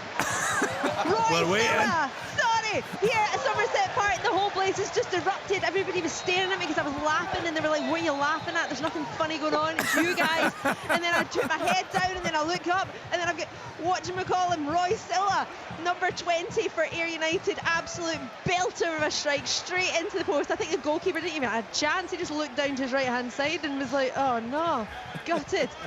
Brilliant goal. So it's now Ayr United 1, Kelty 0. Yeah, that's exactly what the goalie thought. He looked at it and went, gutted. Honestly, you're going to watch it back if you can, and you'll see his face, and that's exactly what I said. That's what his gladiator name would be, gutted. Two new Very faces for Dundee just come on. Curtis Main's come on, and so is Owen Dodgson. He'll be looking to replace the departed Owen Beck. So they've come on, and Scott Tiffany's come off. I feel a bit sorry for Scott Tiffany today for reasons I explained earlier, and Ryan Howley's come off as well. Right, so still with that goal for Ayr United, lead Kelty Hearts by 1-0. Alan, you're seeing some changes here. Nick Montgomery trying to mix things up a bit. He is, yes, he's brought on Vente and Levitt, and he's taken off Joe Neal, who missed a penalty in the first half, and young Rudy Olotnikov, who's never really got into the game. He had a flash header in the first half, just wide of the post. Hibs have got better in the second half, bringing on the likes of Levitt, who likes to get the ball down, but they've not moved it quick enough from side to side. You know, they're going one to the next. Instead of missing one out and hitting it, they need a lot of width in their team as well, with Johan one side. Sorry, Biscuits, to cut across you, but it's a penalty. I've called him Gent over the tannoy. They call him Gent. I don't know, but he's just won a penalty. Slack play from Alloa. He just bursts into the box, and you don't need to make the challenge. Just stay on your feet. He's run away from goals, but they make the challenge. He goes down, and the referee, who's John Beaton. He's had a good game, by the way, John Beaton, today. Yeah. We've not had a replay of do this you want to one. know why, I think, Kenny? Because there's no VAR. Listen, there's no doubt it puts pressure on a lot of referees, and particularly depending who's in the VAR room. If they're a more senior official, it's got to affect them, surely. So it's Spittle stepping up for this one, Derek? Yes, it certainly is. I'm just trying to get my head right. There's a big pole, obviously, in my way. Spitz doesn't miss penalties. He's a good player, isn't he? I mean, I prediction. remember seeing him and Andy Robertson a wee back in the day at Queen's Park. And Lawrence was in that team as well, I think. Queen's Park is that right? team. Yeah, call it that. But that day I watched them, the two of them were absolutely standouts, and you were thinking, why does a bigger club, even Rangers at the time, I thought, why would they not go out and just get those boys on board? You know, Tom and Kenny in the studio are actually praying for Blair Spittle to miss this now. It's really, really sad. This could be your Kevin Keegan quite moment. sad. Will he score, Kevin? Yes. Oh no. I'll give you a choice. You can give us a Walter Smith story or a Panama Jack story. What are we going for? No, Walter Smith every day of the week. Right, here we are. We're still waiting. It's because of an injury to our player. So is that right? you're going to take a little bit of time, so I would crack on with the Walter Smith story. Too long to tell. Right, okay, we'll get that in a second. I could give him a Scott Robinson story, given that he was playing today. Yeah. Scott Robinson, I got a phone call. He was playing at Livy. Got a phone call that I've told this before, that he wasn't going to sign a new contract. He was banished from the club. Went along, spoke to Davy Martindale before the game. Said to Davy, look, chat. I said, I'm going to have to ask you about Scott. I'm not talking about that. Don't even ask. I have to ask you. You can do what you want with it. So I go to the interview. I said, Davy, I'm hearing rumours that Scott Robinson's finished. Will he play another game at this club? He said, Kenny, I'm going to answer that with a phrase I've used many times in my life. I said, what's that? He said, no comment. I actually remember that, because you phoned me right after that telling me Scott Robinson was available. I remember that. Thanks for that, Kenny. Yeah, Davy Martindale, he'll be happy this afternoon. You have to think they fell behind. Not a great game, as Willie was telling us. Still a committed game there, but it's one apiece in that one. They're hardy boys in the lower divisions, aren't they, Kenny? Because he's hobbling. I can't see his number. I'm not sure. Number exactly 2, is it? Is it right? But I tell you what, normally that's a stretcher for if you go to the top leagues. But no, he just go on with it, go up and hobble off. You know, the physio's not even giving him a hand. Right, Ian McCall's told us there is no chance that Spittle misses this penalty, Derek. Well, I think he's a real good player. You know, any time I watch him, even when he went to Dundee United, a top player. He's had to wait a little bit, so that can maybe unnerve you a little bit. Goal, Cali Thistle! But just put the ball down, step back. It's Alex Samuel who gets it for Cali Thistle. Oh, he's missed. Into the back post from the corner. They are jumping up and down here. And it was a dreadful penalty. No, it's not. It was a very good save. I tell you what a brilliant save from Morrison. Because he's put it away. The keeper's left with power. You know, and the keepers get well. I tell I'm you not what. sure there's much power in that. Well, that was a brilliant save in McCallum's, wasn't it? Spittle didn't stand a chance when McCall. Curse. Imagine, I mean, that's Stuart Kettlewell and David Martindale sitting aside, both under a bit of pee, and their players miss penalties. I think that's the fourth missed penalty of the day? Let's go to Ian. What's that? Ian, a goal for you in Inverness? Yeah, goal for Caley Thistle. It's their second of the afternoon. The ball in from the corner. James Carragher cut it back across to face a goal, and Alex Samuel there. I've mentioned him a few times this afternoon, Kenny. He's signed on loan from Ross County. He's a really busy player, and he looks to be a fantastic addition for Duncan Ferguson. And incidentally, that's his first goal for Caley Thistle, and he's only scored one goal for Ross County in 2.5 years. So already he's matched his tally for Ross County in a Caley Thistle shirt. Double change in Dingle, Dingle here. Brian Graham and Lawless are off, and on comes Adeloy. I'm looking forward to seeing this young man, Diak, has come on as well, who's been a lot of good things being said about this young striker. Right, Rob, there's a question I want to ask you in just a second. We'll just wait. Is this a free kick right in the edge of the box here, Willie? Right in the edge of the box, Kenny, for Wraith Rovers. So an opportunity for them to at least test the goalkeeper. It's just outside the box. It was borderline, maybe a yard. I'm down the other end of the stadium just now. Yeah, probably a yard. I thought it looked closer, but a good opportunity. I mean, I didn't say this was a bad game of football, Kenny, by the way. There hasn't been much football being played, but that doesn't mean to say it's not exciting for the fans. You've enjoyed it, haven't you, Willie? Yeah, it's been enjoyable. It's been end to end. It's been very physical. There has been opportunities, couple of goals, penalty miss, free kick outside the box just now, just outside the box with an opportunity for Lewis Vaughan, looking as though he's fancying it. There's I think a bit of a conversation going on, see who comes out and top. Lewis Vaughan always scores these free kicks. From just outside the box, you might be right. See if you keep trying, Ian, you won't be right once. I'll tell you if you are. Over the bar. Over the bar. I'm just going to go to Alan in a minute. Rob, I just wanted to ask you one quick question in terms of Alex Samuel. A few Ross County fans not happy that he was allowed to go to the big rivals, Inverness, Caley Thistle. What are your thoughts on that? Yeah, well, Billy Dodge, we tried to get him last year in January because he wasn't playing at all, and then Malky said he was going to be part of his plans, and he done well towards the end of the season. He's a very, very busy player. He's got a bit of pace, he's got a bit of strength about him, and I think he's something that Inverness need up front to help Billy Mackay. So it's a good signing. I think it's a good sign for Inverness, and listen, given what's on display at the moment, you can understand the Ross County fans are a wee bit upset, because that tends to be what happens, you know. Yeah, they let a striker go to the local rivals, he scores, and of course they haven't scored themselves at the moment after 70 minutes. Stay tuned for Derek Adams' post-match interview. That should be decent on Sports Sound this afternoon. What's happening there at Station Park, Alan? Hibs are piling on the pressure now, although Forfar is still dangerous on the attack when they get the ball, but Hibs it's free kicks, it's corners, it's balls into the box for them. Forfar are defending very, very well, but there's another chance here. Jair on the left-hand side, he's going to whip this in with his right foot, he's going to swing it in, and they've got real presence now in the box, attacking at Hibs, with Doidge obviously. Vent is good in the air, Fish is up there, Hanlon's there as well, Jago's a big lad, so they're just about to whip this one in. Hibs have got better in the second half. Keeper comes out, nowhere near it, and there's the goal. Goalie comes out and flogs it, 1-0. Christian Doidge with a header. Keeper is absolutely in no man's land, and Doidge just knocks it over him into the back of the net. Cheap goal to give away, but 1-0 to Hibs. As a manager, you're absolutely livid at that. He stays in his line and he catches that there, and he made his decision really, really early. And listen, he's a good goalie, lower league, he's a good goalie. He's made a couple of good saves. The penalty one wasn't that great, but he's made a couple other saves. But that was a major error there. An absolute shocker. So Hibs, who are on the back foot for long, long periods in that first half, they are ahead. Yes, chance. What a chance, yeah. The young striker just torn about there for Partick Thistle. Diak, I think it's Diak anyway. The ball, the two substitutes combined. Stanley went through its shot block. It rolled wide to Rocco Diak. His shot flashed past the post. Another big chance for Thistle. Right, let's get to Rugby Park. What's happening there? Kilmarnock against Dundee. Rory Loy. Well, there wasn't an awful lot happening for the most part of this second half, and since the two goals very early on, the game's played out exactly as I thought it would. Very nip and tuck, very even. Costello did slip there, and Matt Kennedy strode forward and had a good shot from about 25 yards, but it was a comfortable save for Harry Sharp. But other than that, not a lot going on in this second half, Kenny, and it's still 2-0 to Kilmarnock. Your best memory playing in the Scottish Cup, Rory?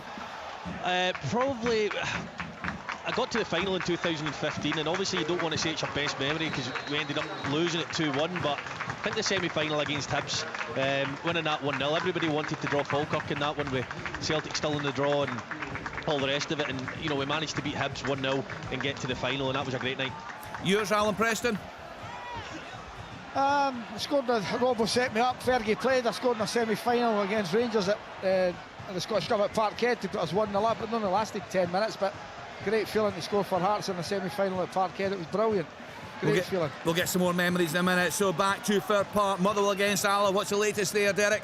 Yeah, they've had the chance to put the game to bed, get themselves into the next round. But I tell you what, it was a brilliant save from Morrison in goals. But you can just sense Motherwell a little bit more focused, a little bit more at it. Alloa made a few changes as well. Off came Taggart, Hetherington's off as well, Scoogle's off now, O'Donnell. So you can see maybe the fitness side might start to kick in from Motherwell in this we're into the last 20 minutes. So Motherwell with their tails up at the moment, pressing, trying to get that third goal, Kenny.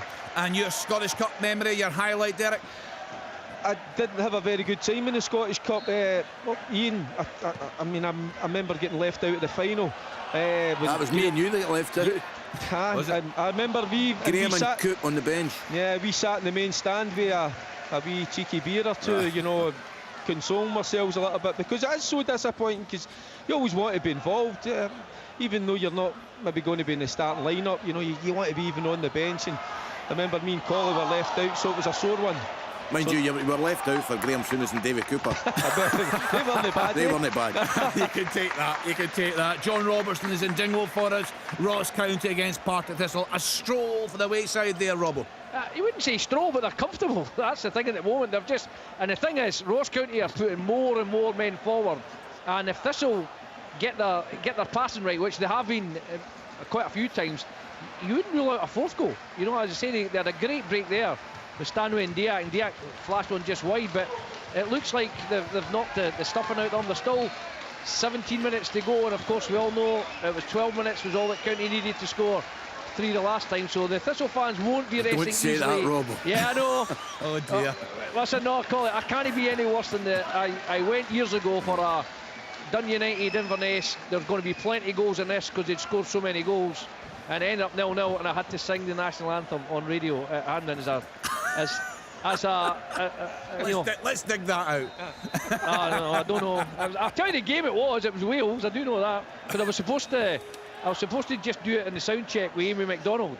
But a bit like this week, the snow was horrendous. I never got down to the game until about 5 minutes before kick-off, and Richard Gordon still made me do it. Oh yes, Emma. Yeah, goal from St Mirren. It's resulted from a corner. It was a terrific ball into the box from Kilty from the corner, and it was Godic who got there first. A terrific run inside the box, right across to the front post, and just guided it into the back of the net. So another substitution here. Now. Muirhead coming off. He must have picked up a little injury, and Williams is coming on. Partick Thistle make their last substitution. Emma, how have Queen of the South performed this afternoon? They've been a stuffy, you know, they've tried to frustrate St Mirren. They've lasted up to the 70th minute so far, but they haven't created a lot of chances. They've defended extremely well. Coming out the second half, they'd changed to almost like a back four, but they have defended their box occasionally well. But I just think it was only a matter of time before St Mirren had the ball in the back of the net. Oh, good save, yep. Kyle Vassell clean through on goal there. It was a counter-attack. Dodgson misjudged it completely. I thought Vassell had lost it with his first touch, which was really heavy, but it was a good bad one, as they say, and it actually squared him up with the goalkeeper Harry Sharp, who made a good save. But Kyle Vassell really should have put Kilmarnock out of sight there, but it remains 2-0. A Scottish Cup highlight for you, Emma? There's been quite a few, and in the women's game I'd managed to pick up 9 Scottish Cup trophies. Wow. But one that actually sticks out the most for me wasn't really a good one. I'd returned back to playing after having little girl Sophia, and I was playing for Motherwell. We come up against Hibs in the Scottish Cup final at Firhill, and I won't say what the score was. I was playing with Motherwell at the time, helping them out, and I don't think that was a wise decision for me. I should just have stayed in the house with the baby. You should be telling us all about your successes. My goodness, that's some amount of success there. Let's then get to Robert. What was your Scottish Cup high? 98, being part of the winning squad. 98 after so many years of Hearts not winning anything. We beat Rangers 2-1 at Celtic Park. Didn't get on, but managed to get a winner's medal there. And then we beat Celtic for the first time. I think it was 8-8. We beat them 1-0. Scored the winner with a very rare long-range free kick, which I wasn't really a free kick taker. I was more hanging about the box, chatting to Willie Miller. So Rob was watching Ross County against Partick Thistle this afternoon. Cali Thistle! Oh yes, perfect timing, Ian. Yeah, that's Cali Thistle safely into the hat for tomorrow's 5th round draw. Billy Mackay on as a sub, teeing up fellow substitute Adam Brooks, and from 18 yards out, a sizzling shot beyond Luke Skillion. It's been a tough afternoon for Broomhill. Cali Thistle lead by 3-0. Yeah, they will be in the draw for the 5th round. Full coverage of that on Sports Scene from 7:15 tomorrow. Tune in for that, and also Sports Scene highlights tonight 10:30 on BBC One. Let's continue to go around the grounds. Next stop then Somerset Park. Ali, what's happening? Ayr United against Kelty. Hi, there's been a couple of substitutions for Ayr United, with Jamie Murphy going off and Paul Smith going off. However, there's been some brilliant play from Logan Chalmers. I'm not surprised. They're absolutely delighted that he stayed and wasn't recalled by Dundee United. He's been doing brilliant up and down the right-hand side. Not too many chances since then, since the goal, which was outstanding. As I mentioned earlier, Roy Seiler, what a player. He was doing really, really well. But other than that, a lot of high balls in the air just now, and I'm really hoping they'll just get it on the ground shortly. Well, let's hope that is the case. And let's then get to Andy Barrs. Airdrie against St Johnstone. What's the latest there, Andy? Yep, still 1-0 to Airdrie here. The St Johnstone, I think that goal actually acted as a bit of a cattle prod for St Johnstone. They switched it up a gear. They've had more efforts than goal in the last 15 minutes than probably the entirety of the game before that. One good effort from Graham Carey, plenty of power in the strike from around 20 yards out, but comfortably saved by Josh Ray, who beat it away. The St Johnstone fans just getting to that stage now. Any passes back over the halfway line are being met with boos and jeers and a bit of exasperation, so there's definitely some tension starting to filter through the away crowds here. Airdrie pretty comfortable, looking good value for their lead at the moment. It stays 1-0. Number 9. What a goal, super sub, he's just come on. Akeem Rose has just scored, set up by Logan Chalmers, as I was just chatting about there. It means Ayr United go 2 in front of Kelty Hearts. What a goal. Yeah, that's a fantastic game. Looks like result. You'd say they're fairly confident. Ayr United 2-0 up against Kelty Hearts. The latest is Bonnyrigg Rose 1, Falkirk 1. The home side went ahead there through Connor Doan in 4 minutes. Liam Henderson with equaliser on 30 minutes. No goals so far in the second half in that one. Let's get back to Carpolo Morton. Fairly comfortable against Montrose, Cassim? Yeah, I've not really had much to report on since I interrupted Willie there when the chance off the post. There's probably been 3 goals. I was waiting for an opportunity, but there's literally been not much. There is a free kick right now from Montrose at the edge of the box. Number 10, Michael Garden's going to take it. He's going to put it into the box, and it's been cleared away by Greenock Morton. But yeah, as things stand, quite convincing. The second half has been. Expect Greenock Morton to see this game out, but as things stand, 2-0 to Greenock Morton against Montrose. Tom, we should say this is Cassim's debut on Open All Mics, doing a brilliant job today. What advice would you give to him in terms of dealing with Willie Miller? Don't interrupt Willie Miller. I'll try not to. Kenny, I'll try not to. Take no nonsense from any of them. He's on his debut, Willie. He's on his debut today. No, don't feel bad. This is where you learn. I do. Talking to me when I roasted Ian as well. Jess. It's a wee bit like when I roasted Ian Jess in a cup final. I can't remember whether it was a League or the Scottish Cup. And he brought it up to me about a year ago. He says, "Oh, you gave me a right roasting early on in that game." I says, "Well, we're here to win the game, son." To be honest, I've been listening to Willie since I was a young kid, and I can tell he's a pretty straight talker, so I'm all right. I can take it on the chin. Willie Miller taking no prisoners since 1976. Did you call him Prison Guard? His gladiator name. You're loving this gladiator name, Sorry, Willie. Matt The jailer. was in it years ago. She was The ice. jailer. Who was again? My friend Caroline Pierce. She was ice years ago. Years and years Actually, ago. actually, a real one. A real she was a real gladiator. She's Superb. fab. She's over in America now doing cage fighting and stuff. She doesn't do the cage fighting, sorry, she presents it. Apologies. Just before you got excited there. Willie, give us a Scottish Cup high.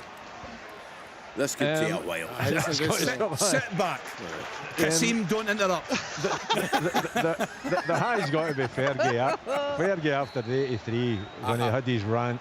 You know, when we beat Rangers 1-0 and it was Miller and McLeish, wasn't it? You know, he had the rant after the game. Yeah, that it wasn't acceptable.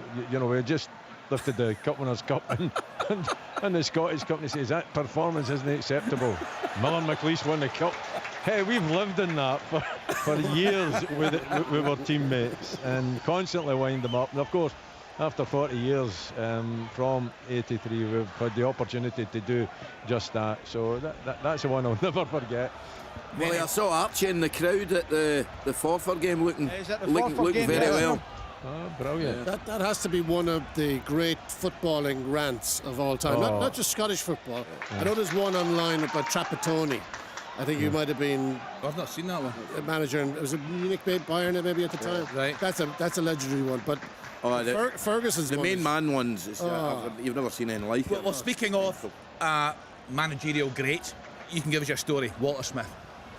Well, listen, I'll tell it quickly because we've got games on. They beat us 2-1, and during the week, McCoist had played in a game for Jamie Dolan, who tragically passed on, and he'd just turned 45, scored a hat-trick in the game. So after the game, they scored in the very last. We equalised 1-1. They scored. Pedro Mendes scored a worldie in the last minute of the game. 2-1 they beat us. And who was us at that time? Partick Thistle at right. Firhill. So we were in the office, quite a small office after it. So Kenny McDowell's there, McCoist, Walter's come in and sat down, and the atmosphere's. John Henry poured a wee glass of red wine for us all, but the atmosphere was really, really flat. And then all of a sudden I heard McCoist in the corner, Collie. I says, aye, what is it? And Walter's just looking at me. Did you hear about that game I played in during the week? I says, aye. He said, do you think there's a better over 45 football player in the world than me right now? And Walter nearly fell off his seat.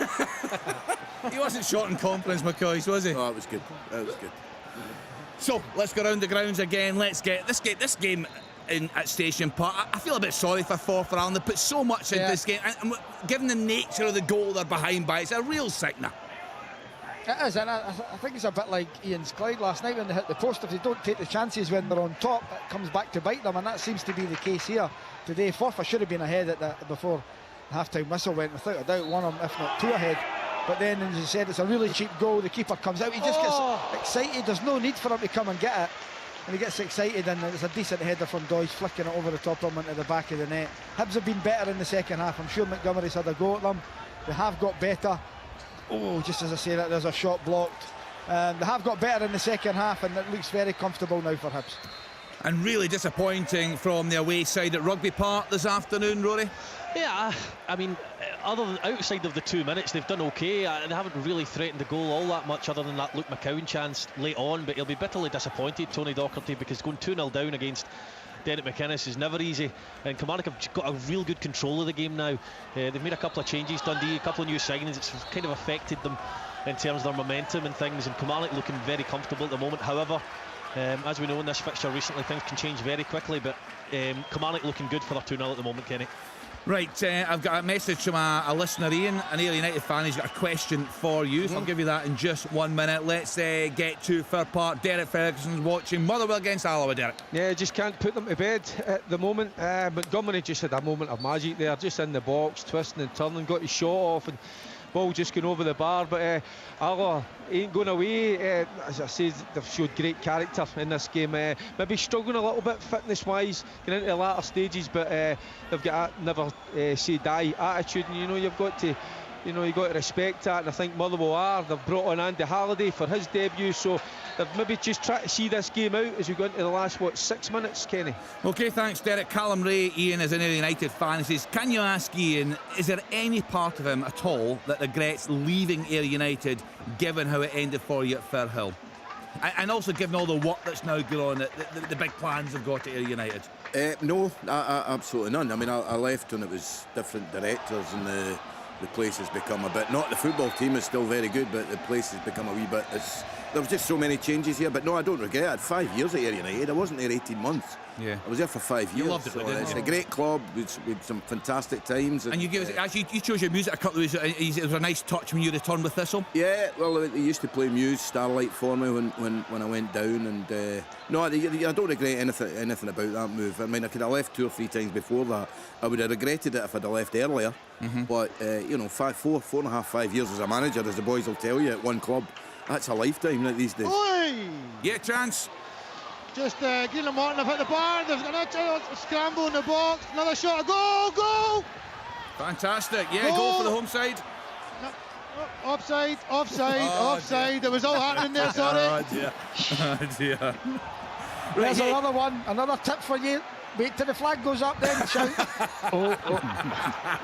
Listen, guys, I don't know if any of you know this player at all, but Sandy McKee, our listeners, got in touch asking for a wee shout out for legendary Stranraer manager, former Ayr centre half Sandy McAnespie. Is 80 today. Said a lot of memories for Blues fans in the Scottish Cup. Sandy McAnespie. Happy birthday, Sandy. He played for Ayr United as well. All the very best to you. Yep. Nice touch here from Sandy, sending that message into Sport Sound. So the latest scores in the 4th round of the Scottish Cup. Just a reminder, the 5:30 kick-off, game on. Dumbarton against Rangers, full commentary to come on Sport Sound. The early kick-off, Spartans 1, Hearts 2, Airdrie 1, St Johnstone 0, Ayr United 2, Kelty Hearts 0, Bonnyrigg Rose 1, Falkirk 1, Forfar Athletic 0, Hibs 1, Morton 2, Montrose 0, Inverness Cally Thistle 3, Broomhill 0, Kilmarnock 2, Dundee 0, Livingston 1, Raith Rovers 1, Motherwell 2, Alloa 1, Ross County 0, Partick Thistle 3, and St Mirren 1, Queen of the South 0. Emma Black is at that game for us this afternoon. Anything at all from the wayside there, Emma? No, absolutely not. They've made a couple of changes. Todd had to go off with an injury, which looked like Hutchison's came on, but no, Queen of the South for me haven't threatened St Mirren's goal at all. It's been comfortable for St Mirren, but I think what they will be frustrated at is haven't added to the goal line so far. Yeah, you're right. I mean, you sounded fairly confident earlier on, Emma, that they'll get the job done, and so far so good for Stephen Robinson's side. Though there is time still, just with that 1 goal advantage, there could be some nervy moments late on. Yes! Ian McCall knows a player, doesn't he? Blair Spittle. There you go. He doesn't do it from 12 yards, he does it from 25 yards. Just puts the ball into the top left-hand corner. Take a bow. Brilliant goal. Yeah, what are his qualities, Ian? What makes him a good player? Well, it's just that, listen, he sees things pretty early. I mean, he's not really at the very, very top, but he's a very, very good Premier League player. He sees things really, really early and he can execute. He's got really, really good touch, and one thing is, I know he missed a penalty. He is a really, really good finisher. He really passes the ball into the corners well, and he also, for any manager, worth their salt, he takes great set plays, which is something you want in every team. Mm-hmm. Let's get to Willie Miller. Livingston against Raith Rovers. Any sign of a winner there, Willie? Kenny, I've started writing down the penalty numbers. I've got 1 to 7 for Livy and Raith. Listen, it's an exciting game of football, there's no doubt about it. And definitely cheery chop. Any plans for tonight, Willie? I think it's going to be a long evening, John. There's another injury. When are you going to get finished tonight? Unbelievable the amount of injuries we've had. I don't know. I really don't know. It could be certainly after 5 before normal time is up. But we've had opportunities, we've had chances. The games went from end to end. It's been a really physical encounter. Oh, sorry, Willie. Another goal for Ayr United. My word, they are securing their place into the next round of the cup. My word, I wish everyone would stop hugging him so I could get his number. Turn around. Anton Dowes. There we go. Thanks. Is it? I just guessed it. No, it's not him. It's number 22. Mark McKenzie, by the looks of it. Yes, it's another sub. The subs are winning the day here for Ayr United, just saying. But yeah, I bet you missed me, huh? You've done a couple there, Ali. What have I done now? Never trust what he tells you, Ali. That's my advice to you. That's David White, 4 games now. I'm sure I saw 2 in his shorts as well. Wins. But you said he wouldn't want the job. No, I don't think he would want it. No. You don't think so? He definitely doesn't. Ask him. Yeah. Sorry. All right, say thank you to Ali there. Where should we go next? I mean, a really disappointing afternoon, Robert, for the home side there in Dingwall. Interesting what Derek Adams got to say. Well, good luck, Tyrone, is all I'm saying with that one. But we're into 2 minutes injury time here. I just thought I'd pass that one on to my colleague. He can sort out Derek Adams himself. But listen, Thistle have been well worth it. I mean, County have had it's a lots of goal! efforts, but they just haven't been able to score. It's a goal for Livingston. It is Daniel Mackay with the head. Cross from the left-hand side, curling one into the box, and there he is. Daniel Mackay above everyone else, would you believe it? And he slips it into the back of the net to give Livy the lead here. 2-1 Livy. Big goal there after falling behind to a Jack Hamilton goal on 5 minutes. Shinnie a penalty miss, then Brandon with equaliser on 32, and Daniel Mackay could be sending Davy Martindale's side into the 5th round of the Scottish Cup.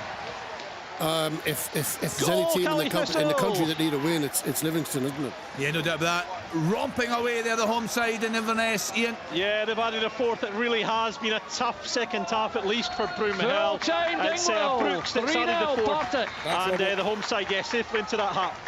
Thank you to the guys there. So both the sides in the Highlands very comfortable this afternoon. John Robertson giving us a full-time scoreline there.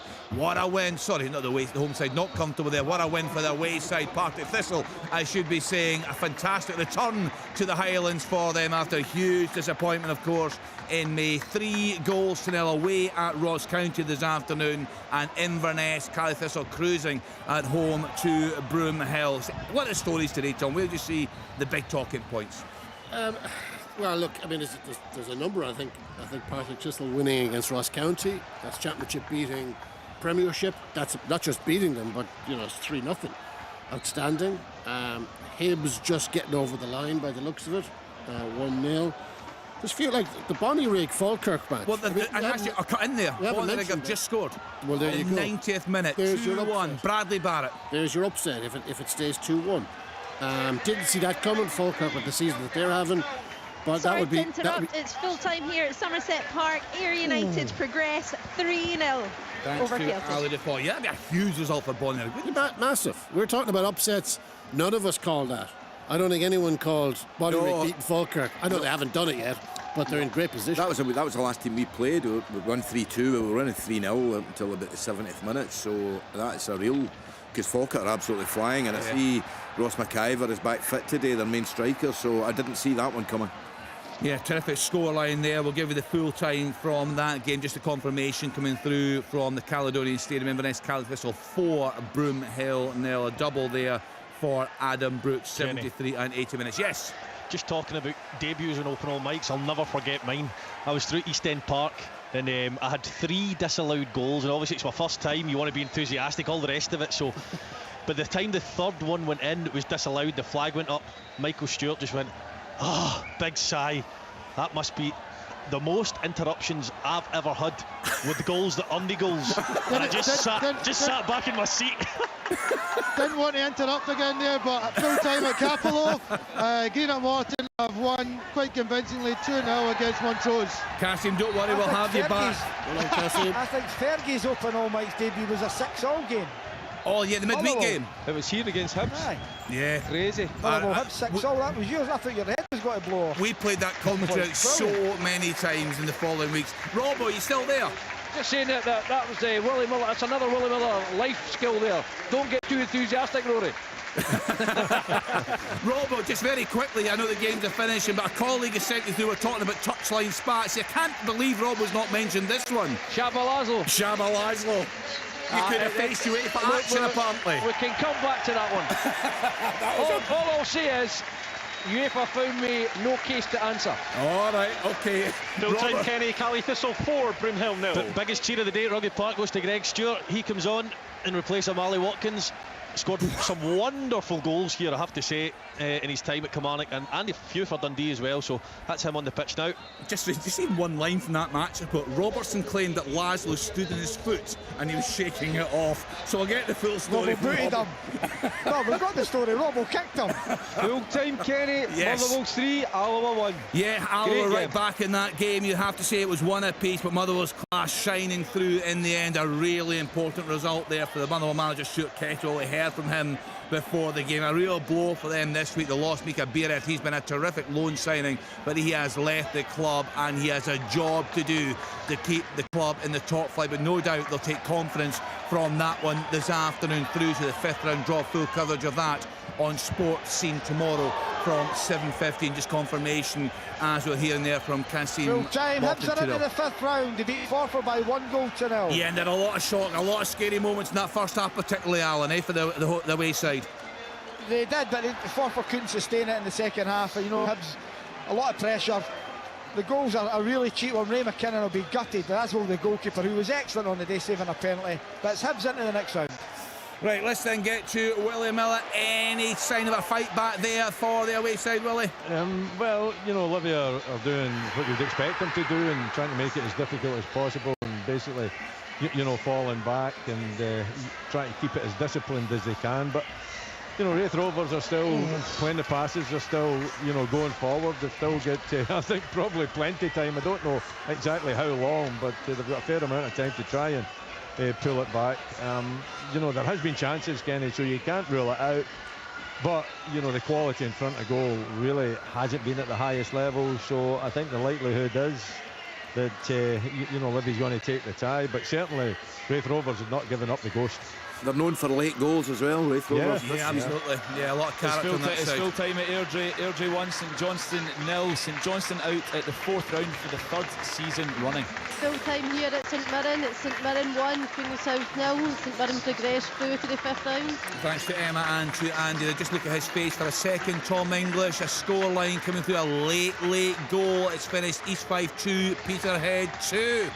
The Clyde manager.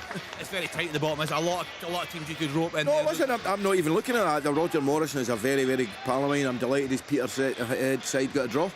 Yeah, fantastic result for them coming back from 2 goals down in that game there. So where are we still playing this afternoon? Rory, are you still going down there? Yes, we are, and I have to say Charlie Riley's made a real difference for Dundee since he's come on down this left-hand side. Himself and Usain and Dodgson have linked up well. There's been loads of cutbacks and balls into the box from Dundee, but it's always fallen to a Kelly shot. Dundee never really looked like scoring a goal today, unfortunately for Tony Docherty. And I have to say, pretty comfortable for Kilmarnock. They did all the hard work in the first 2 minutes, and it's been pretty easy going since then. Dundee's turned the screw a little now, but they don't look like they're threatening the goal too much. Yeah, well done to Bonnyrigg Rose. They're beaten Falkirk by 2 goals to 1. That's a great result. That's the result of the round so far. I think it's the result of the round. Look, Falkirk, they've lost 1 game this season in July. Yeah. You know, I mean, Bonnyrigg, that is a fantastic result for them. Amazing. No one saw it coming. We were all poring over all the fixtures. Where is the nobody mentioned it. You're right. You know, nobody mentioned it. Yeah. Nobody picked that one up. That's a fantastic result for them. Shows the level of pundit we've got in this programme. I know, we need to have a talk about that, Kenny. Wouldn't have happened if Leanne was here, I'll tell you. Leanne would have called it. Aye. It's been a busy afternoon on Sportssound, so we are still playing. Willie is still playing that game through at Ammon Vale, their home side, with a narrow advantage. About a wee bit of time still to go. It's a delayed start to the second half. We've had the full time. Motherwell 3, Alloa 1, Ross County 0, Partick Thistle 3, St Mirren 1. Kilmarnock in the hat, Kenny. 2-0 to beat Dundee. Yeah, and they were at it right from the start there. Derek McInnes's side, Kyle Vassell in the first minute, Marley Watkins with the second on 3 minutes, and Derek McInnes's side. The games between these two clubs have been so tight this season.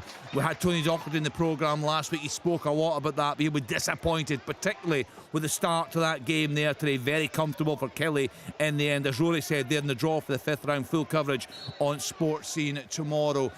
Just going through the other full-time scores. Inverness Cali Thistle 4, Broomhill 0, Morton 2, Montrose 0, Forfar 0, Hibs 1, Bonnyrigg Rose 2, Falkirk 1. Ayr United, a great win for them this afternoon, beating Kelty Hearts by 3 goals to 0. What a result for Airdrie, beating St Johnstone 1-0, and it finished at lunchtime. Spartans 1, Hearts 2. Hearts with a stoppage time winner in that game. So still playing in the game through at Almond Vale. Anything at all from Rovers, Willie? You know, plenty of effort, there's no doubt about it, and they haven't given up the ghost, Kenny. You know, but throughout the game there's been a certain lack of quality, you know, within it. There's plenty of effort, plenty of endeavour. You know, the physical side of it has been at the fore. It's been a real cup tie in terms of energy and tackles and head knocks. And you know, the championship side have not, you know, given up on, and I'm not too sure just exactly how long we've got to go, but I think we're after 5 o'clock, so we've probably got another 5 minutes or so to go, so there is still time. But Livy hitting in the break as well. They're showing a lot of endeavour to get themselves forward. They're not just sitting back. In fact, there's a cross into the box just now, almost onto the head of Bruce Anderson, but it's cleared by Raith Rovers. So an exciting game of football, not one for the purists, but certainly one that's kept the interest of the fans up, and a really good comeback so far anyway from Livingston.